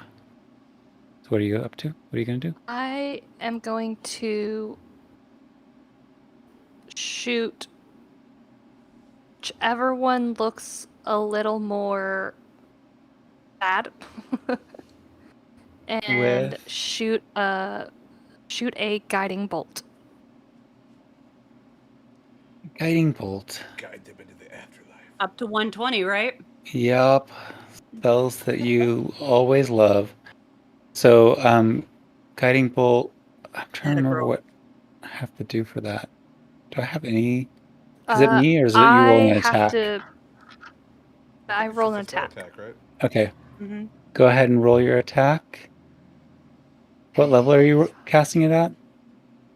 Just All the levels. let's do it at 2. Okay, that's a. So.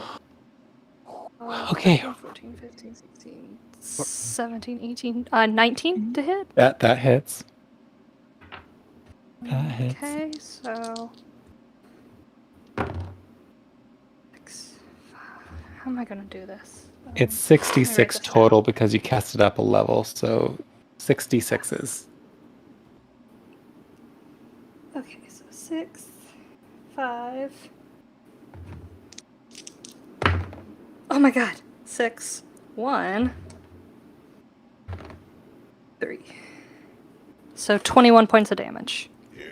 Get it. Yeah, you hit one of the drakes, and it's looking really rough. It's definitely slowed down a bunch. It is now definitely hemorrhaging from multiple spots as that guiding bolt just sizzles through its scale and just. And that one Toasty. particular, if someone attacks it before my next turn, they have advantage. Yes, awesome. All right, it's the drake's turns. They're piecing out. It's the person's turn. They're going to try to wrestle away from you, so it's going to be another contested strength check. So, Zuchi, can you roll a strength check? And they have disadvantage still because and they nat one'd it. So it doesn't even matter what you roll. Phew, as long as you don't nat one it. I rolled an 8. That's beautiful. They try to like get out of your grip, and it's like, eh. And then like blood starts pouring, and they realize that like where you were holding them tight was actually keeping them alive, and they're continuing to bleed out. All right, that's back to you, Zuchi. This thing's dead. Or is it It's almost not dead? dead yet, but it's very, very close to being dead. Not quite dead. I can tell you that for free. If you want to know exactly or more detailed about this, you could roll a medicine check really quickly. But I don't want to get on the dot. I'm gonna ask it one more. I'm gonna ask it one more question before I kill it. okay, I'm gonna say, this is your last chance. You could tell me now, or I'm gonna end it for you right now. Roll another intimidation check, this time with advantage, because it's definitely near the end of its happiness zone. 16. You hear,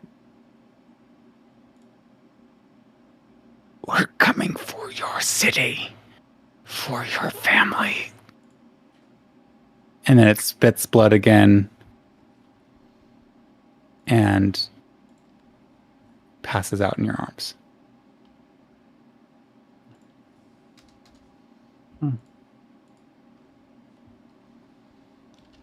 All right, well, I'm gonna stab it in the throat with an arrow. Awesome. As it is unconscious, that's an automatic crit. So all you have to do is roll the damage, double the damage dice that you're rolling.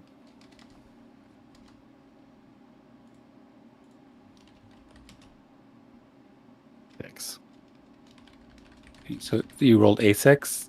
Yeah. No, I rolled the 3 and I doubled it for a Okay. 6. And then you also get, I think it's +4 for just the general strength stuff. I'm going to check that. It's dead. It's beyond dead. You more than deaded it. Doesn't matter. Dead. And I'm gonna Just throw it to the ground. the final Shove it down. flat body just, and then turning back behind you, you can see the squirrel, 2 bodies behind it as it strolls slowly back in your direction. I'm going to say that combat is over unless somebody has something that they wanted to do. I have a move. So Okay, so I'll go in order. We'll do Asher first, and we'll keep going down. Are the dragons out, or are they still running for the exit? The drakes are out Shit. at this point. Never mind, I don't have anything. Okay. after the guiding bolt, and I Yeah. see it hit one, especially Mhm. since the one is slower, I Yeah. would have done like one of these and turned around and start running. You'll have to use your movement and either a dash-based movement, I think you have Step of the Wind, or your action to run. So whatever your combination you're going to do to catch up to it. Yeah, I'll do the Step of the Wind for the first one. Okay. And that leaves you with your action available because Step of the Wind is a bonus action. Yep. So yes, you get caught up to that one. So I'm going to attempt to punch it twice. Okay, roll the attacks. 14 plus 9 is 20. And you have advantage on these, so roll the first one with advantage Okay. because of the guiding bolt. Well, one was a 23 and one was a 27. So Okay, 27. that hits. Yeah. Ooh, 16? That hits. Okay. So roll the damage for all that. One would be 11 and one would be 9. It is toast. Do you want to do anything special with this? Nope, I would just can I see the other one now that I've caught up? Having caught up to where you have in this one that haven't gone slow, you can see it scuttling off into the woods. You are at the cave mouth, and you can see it just tail. And would I be able to catch up with it my next turn? Go ahead and roll a Survival? check to see if you think you could make it through into the space that it's headed into.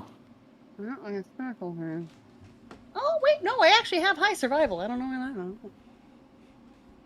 20, 17, 18, 25?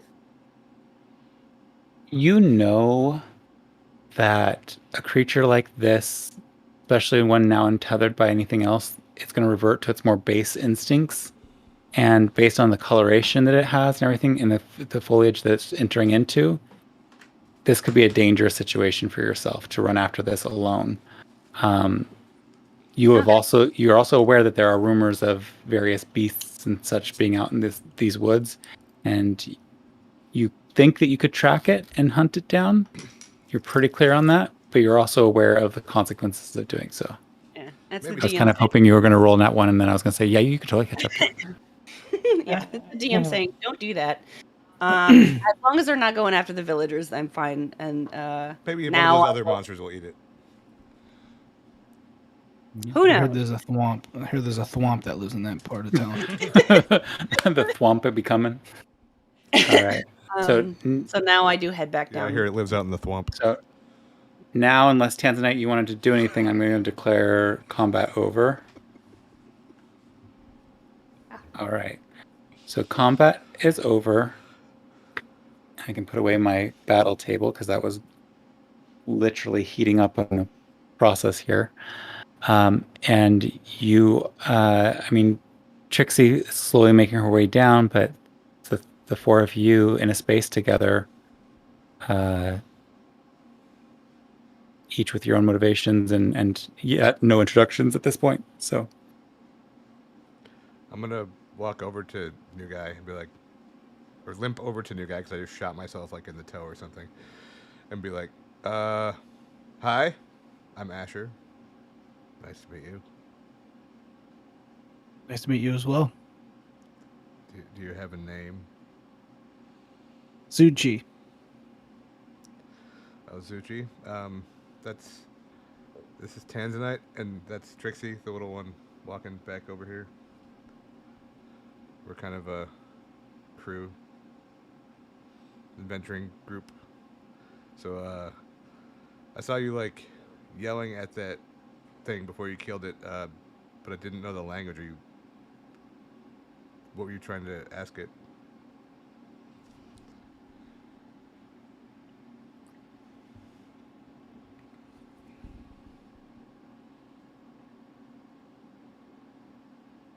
The silence is not. I'm just gonna stare at him. I'm just gonna stare at him.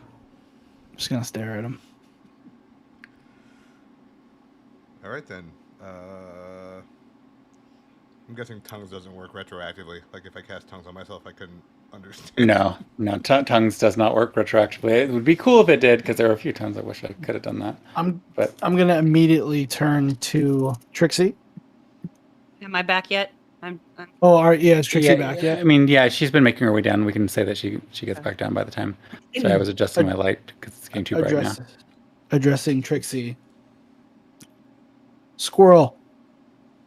You said you noticed a glance of something. Which direction?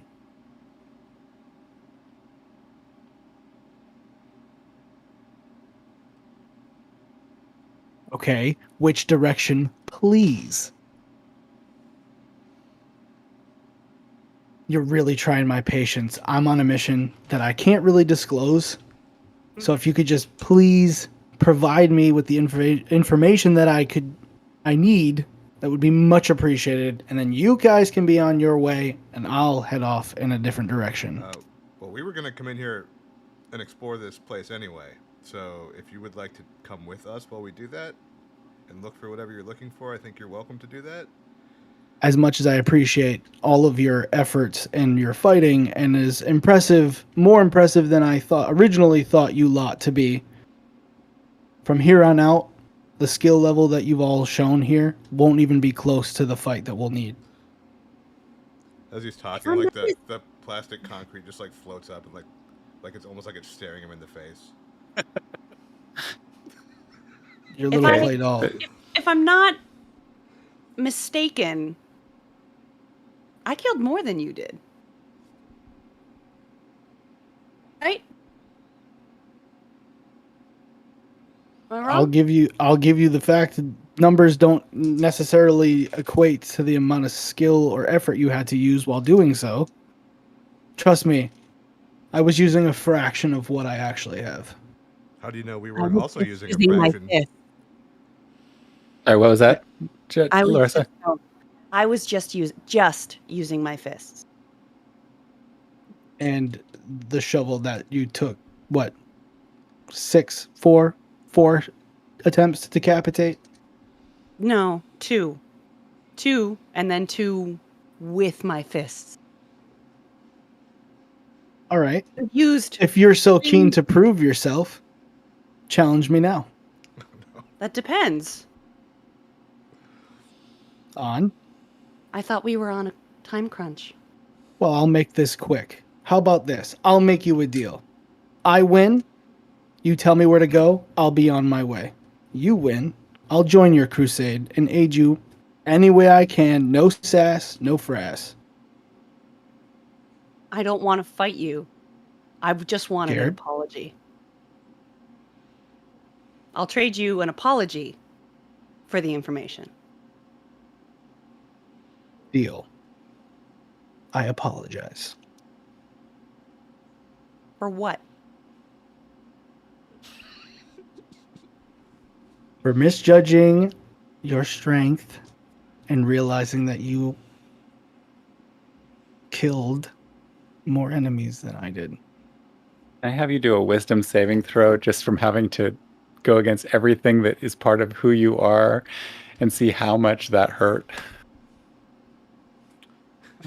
He's gonna take psychic damage from having to apologize. I just rolled. Is it a... That's Oh, funny.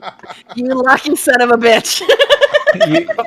I'll say All right. I'll say this is like this is one of those moments where you're like you all of your training in all your experiences in the court in being a leader and seen as a future leader of your people before the incidents that led to what you're doing now, all of it just comes back at you, and you've had a lot of awakenings to your own personal power and lack thereof in certain situations. And in this moment, you actually had a little bit of growth, a little bit of maturity where you're like, yeah, I'm not the prince of a kingdom right now. I'm a dude out in the woods.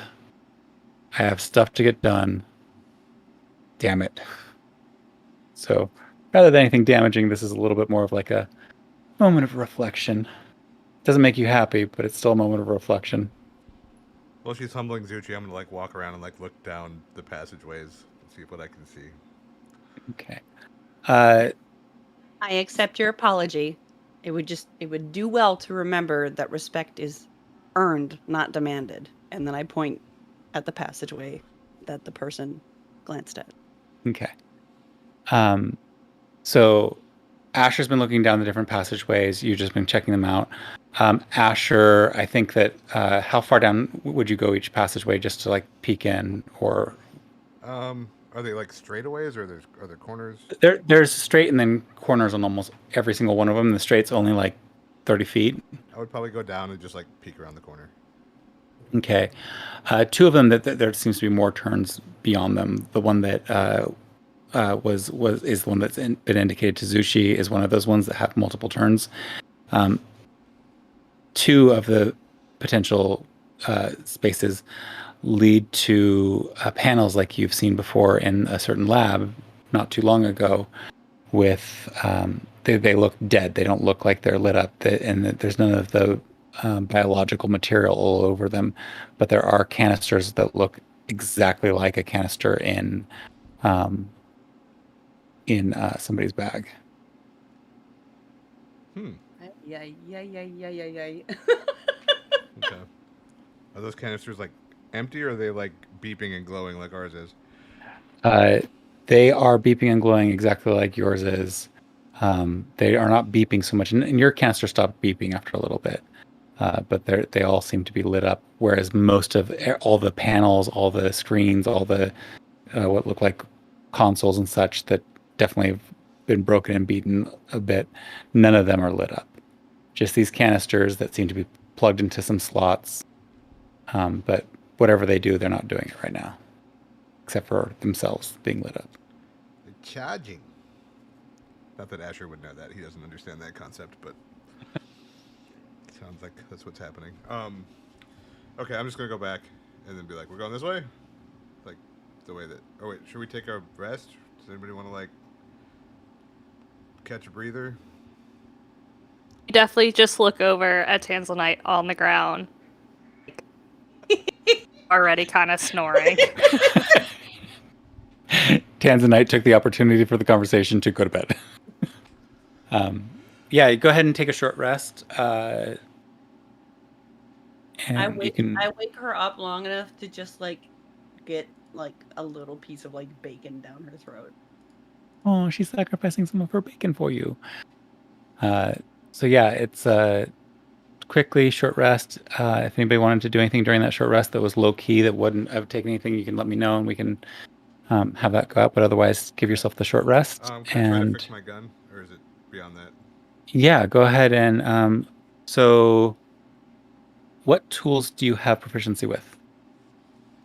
I don't know. Hang on. Where is that? That's on the Calligrapher supplies, dice, drum, forgery kit, hand drum, thieves tools, wheel. So. Okay, so they're not exactly the type of tools you'd use, but you do have proficiencies with a few different tool sets. So, and you do have the tools for a thieves kit, which might be used in this. So go ahead and roll an intelligence check. It's just a straight intelligence check, though. There's no bonuses to this. That's a 3. Over the course of the short rest, you're not successful. You don't think you did more damage, but at one point you had to take things apart, and now you're not sure where certain pieces go, and you know you just need more time, maybe, or more parts or less parts, because that spring doesn't go there, does it? Oh, well, crap. Is that a spring? And you're resting and you're taking the short rest, but you're also gaining a little bit. You gain 3 points in frustration with the tools. All right. I guess it's sword from here on out. I'm almost it's- back to full health with my hit dice roll, though, so that's good. Okay. I get all my key points back with a short rest? Fuck yeah! I forgot that. And Nick, I don't know if you've played this in recent time to know that during a short rest you can roll up to half your hit dice to replace hit points that you lost if you want to, rather than having to use spells and such to heal. Yeah, let's do that. Okay, so you have D8, so I think you can roll 4 of them, and up to 4 of them. You don't have to roll all 4 of them, and add that total to your current health points, so you're back to up until you get to the full health. Did you take any damage? Yeah, I took some damage. It was like 12 or 14 points, something like that. You didn't take much. You could probably just roll 2 of them and get close enough to be happy. They're not salty about that at all. I am never salty about people destroying my monster brigade, even when the numbers told me that it was totally going to be a party wiper. The thing, I was out walking the dogs and I was like, Rurik just complained that we were killing their people too quickly, but also that they didn't expect the fight to go this long. You can't have it both ways. Huh. You know, Y'all are good role players. You keep good. having fun with the fight. You keep making it more interesting than just a straight murder hobos. Yeah, this is the anti-murder hobo crew. I don't know. I think Nick's still in contention. Oh, That was pretty role play. depends on I think what Trixie's they've a little done. murder hobo-y. I don't know. Yeah, I think Yeah. I think she's a if little. anybody, Trixie's. Do I need them? No. We have one that's alive down below. I'm just gonna kill it. I feel squirrel like version of Rocket. I feel like she's more practical, but also, I mean, I did say, "Oi, do you speak common?" All right. So From Australia. after the short rest, are you headed down into one of the tunnels? Is the one you're choosing in particular? I have a feeling I know where Nick is going, but the rest of you is. I mean, yeah. I'm going down the tunnel towards the jewel or the crystal or whatever the heck it is. Yeah. So is that where everybody's going? Is anybody going anywhere else, or are you heading down together? Okay. Assuming he doesn't try to stop us. So yeah, as you go down this tunnel, you see a lot more of these little fragments of scale that look like gemstones, until you get down to a small opening where there's a pile of gemstone, green gemstone emeralds, probably we don't use gold in this game because of the situation that it's in, but because we're using that as an equivalency, this is an equivalency of 1,000 gold pieces worth of emeralds. And in the center of all of that is a crystalline structure that is unlike any of the other things, and it's just glowing there. It looks like something more was needed, but your presence interrupted whatever ritual was being performed. And there is the crystal that you've been looking for, Zuchi. I'm going to approach said crystal and acquire it. Okay. Easy enough, and as you pick it up, I need you to roll an intelligence saving throw. It's a great way of saying I walk over and pick it up. Yep. I love that. approach yon crystal and put it in mine hands. Thine, put it in thine satchel to accompany me on my quest for ever greatness through this treacherous journey and arduous path of freedom and enlightenment for me and my comrades. Damn. Oh, What was it? You said intelligence? Turns out I'm too Intelligence stupid to saving throw. make this speech because my intelligence roll was 3. 8. 8. So all of you watch as he reaches up and grabs this crystal, and Zuchi, you hear a voice come into your head. oh no. New man, You're breaking up, Rick. Can you say it again? a new master to be mine. Oh, you are so beautiful. And as the voice fades away, you find yourself completely unable to let go of this crystal or have it out of your sight. You are cursed with a desperate longing to have that voice join with you once again. Wait a second. Hey, buddy, you all right over there?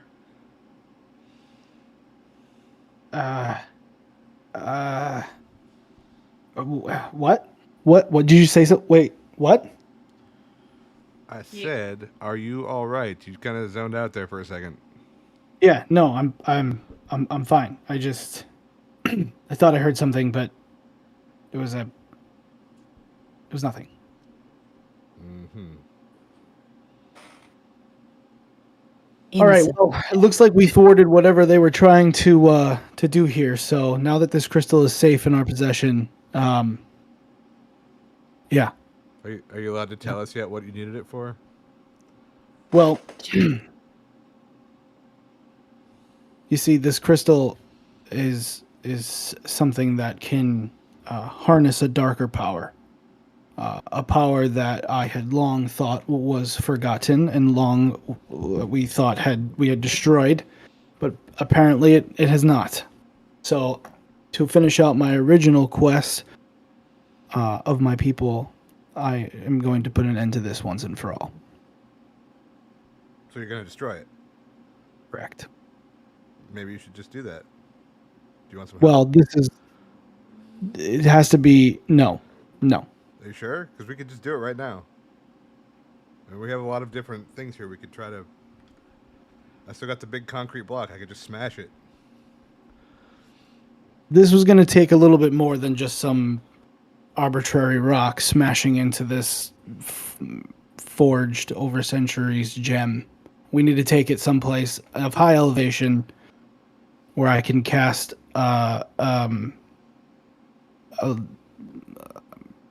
lightning against it, and that will destroy it. One of my lightning arrows should be plenty, but I need the right altitude to shoot it from. I can turn myself into a bird, like a large bird, and you could ride me up high and shoot it. When he says large, not like you large compared to me large, like the size of a building large. Just so you understand. Like, I understand that a lot of people look big to me, but it's a big bird. So I just so you're if he does it, you're not like surprised or not that I don't think you get scared, but like it's certainly intimidating to say the least. And I'm not scared of a lot, but damn. If you think you can get the right, if you think you can get the right elevation for me to destroy it, I say let's do it. Sure. Do you know what the elevation has to be? 2,500 feet. I think I can do that. Well, there's mountains on the I point towards like the general area of like the opening of the cave, and to the northwest ish, or whatever northwest counts for here. Maybe I take you up 2,500 feet onto a mountain so you don't have to try to shoot it, throwing it off the back of a moving bird. Yeah. All right. Sounds good to me. Let's go. All right. I'm going to loot. You go loot the gems and stuff stuff. some emeralds in my pocket on the way out. So before you all go do that, I want to give Zushi some stuff. The mountains you travel through those mountains. You know that they're weeks and weeks away, through the woods. By bird, maybe it's only a few days away, but By bird. You don't have the time for that. And even as you're starting to have that second thought, you have the voice back in your head, and it's again, you'll be a god. You'll be the god. You already have it in you. I'm not trying to make you fight. I know you could be great.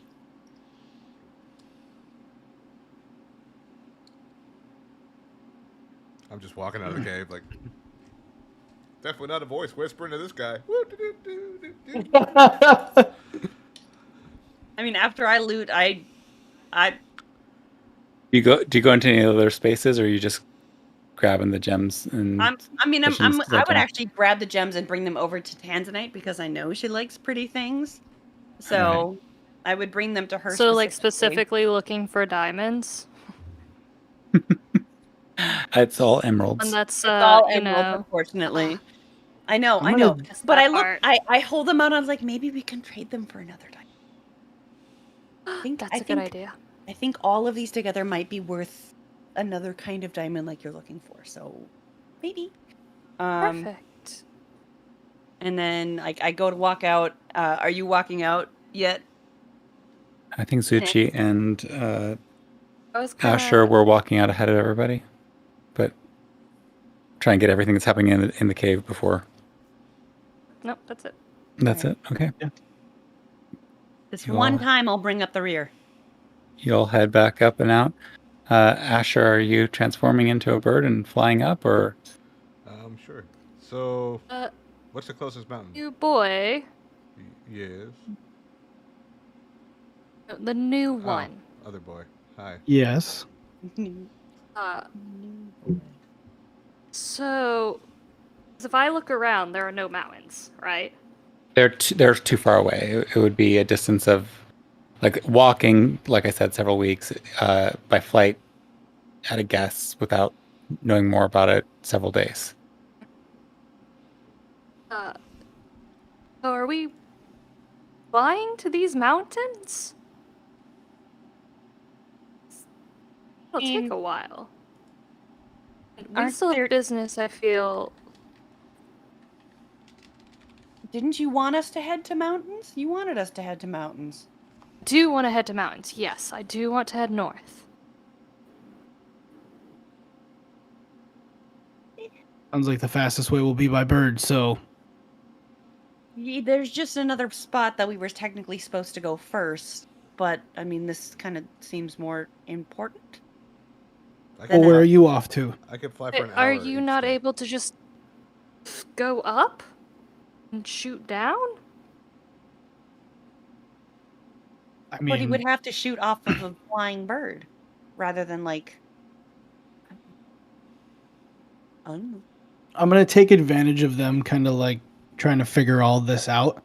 And I'm going to like slowly take a step back and I'm gonna cast silence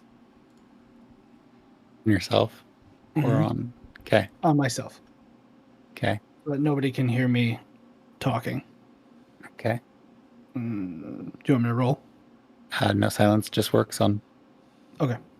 Just So what are you saying? I'm talking to the voice in my head. Yeah. The voice in my head. I know what you're trying to do. Who are you? I am yours. If you think I'll be weak enough to knowingly let you accept me, you have another thing coming. So let's just finish this right here, right now, and make yourself known. Oh. You can't handle all of me. I've been waiting my entire life to handle all of you. Let's end this now.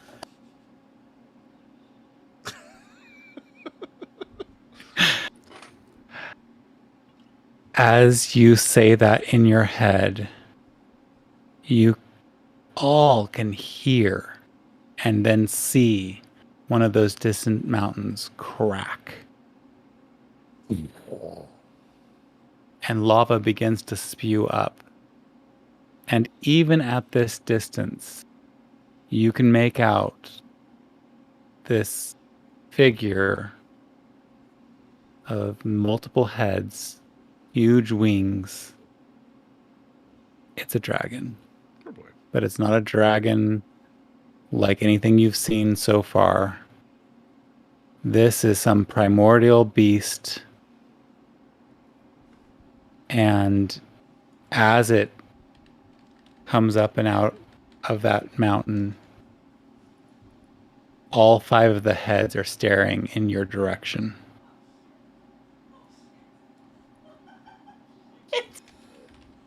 Oh no! Oh no! This is where Nick is like, all right, I'm out. See ya. Have fun next week, guys. Oh my god. All right. Well, Congratulations on summoning Tiamat. Oh my god! Tiamat. Tiamat. The dragon god, the evil dragon god. All right. Holy shit! I have this sounds like final boss energy to me.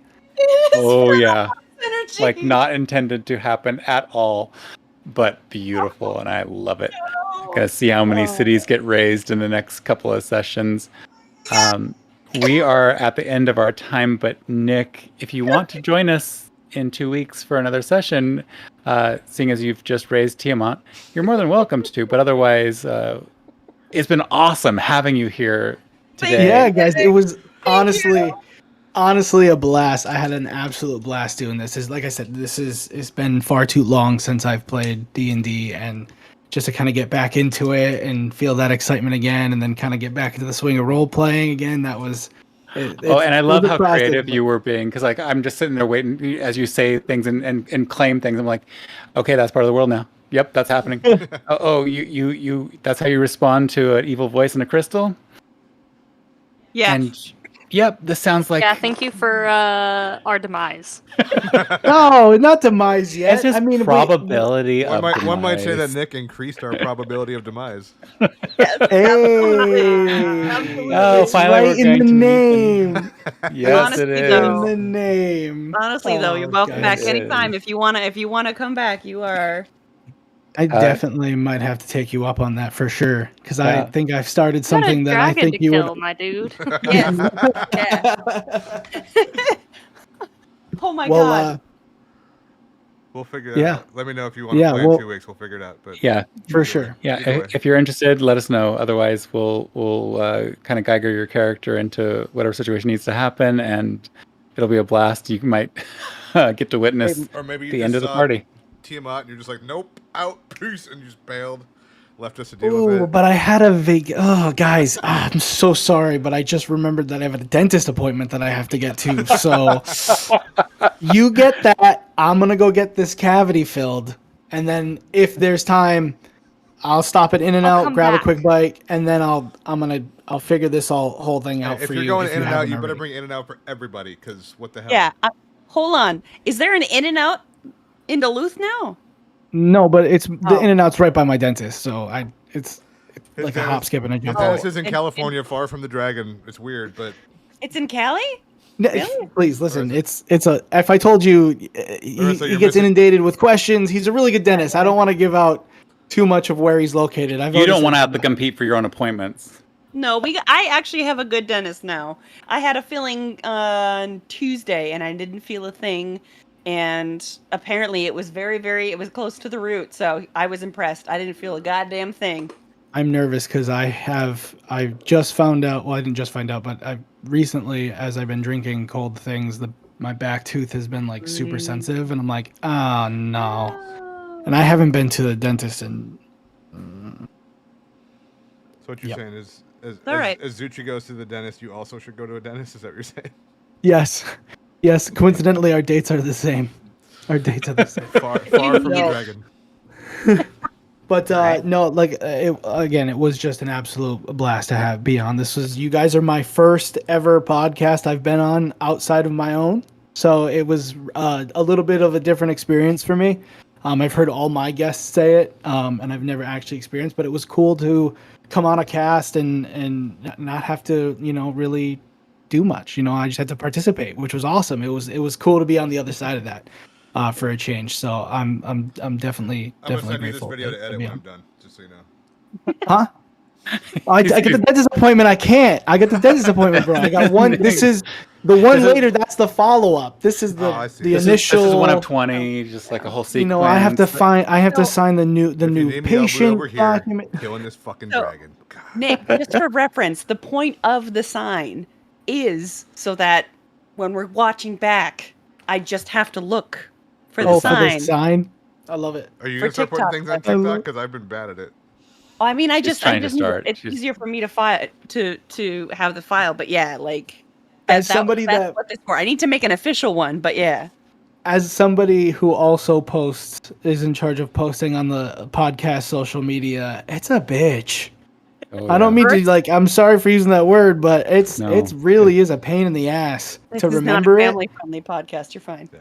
Yeah, To remember to do it, I always say I have a schedule for it for mine. I edit this day I edit the clip, this day I post the clip, then it goes on Instagram, then it goes on TikTok, and then I have to tag everything and all the tags. Like, oh my god, it's I need to such a get pain. some of your planning and managerial piece for this because like I'm not successful. I randomly will post and then it's like, oh god, I really should do that more frequently. It's so useful. I'm a Yeah, project you manager also for a just living, moved across and the I work country, in marketing, so and I'm still bad at it. So The key to perfect social media marketing, and I'll give you the tip that I've learned: pay somebody else to do it. That's the key. That's the key because I'm doing it right now and I'm not doing a very good job. And I know there are people out there that are way more qualified to do this than us. So when we do eventually get to that level, it will be nice to hand the reins over to somebody and say, just outsource it. post, Outsource. post this. Rurik, Yes. hire us a production team. What the hell? Oh yeah, as soon as we make money. Well, thank you all very much for joining us. This is Probability of Demise, our podcast. We hope you find your pod and have a great time playing some games on your own. Thank you. Okay, Feel bye. free to join in, Nick. Ready? Okay, bye. Bye. Bye. Bye.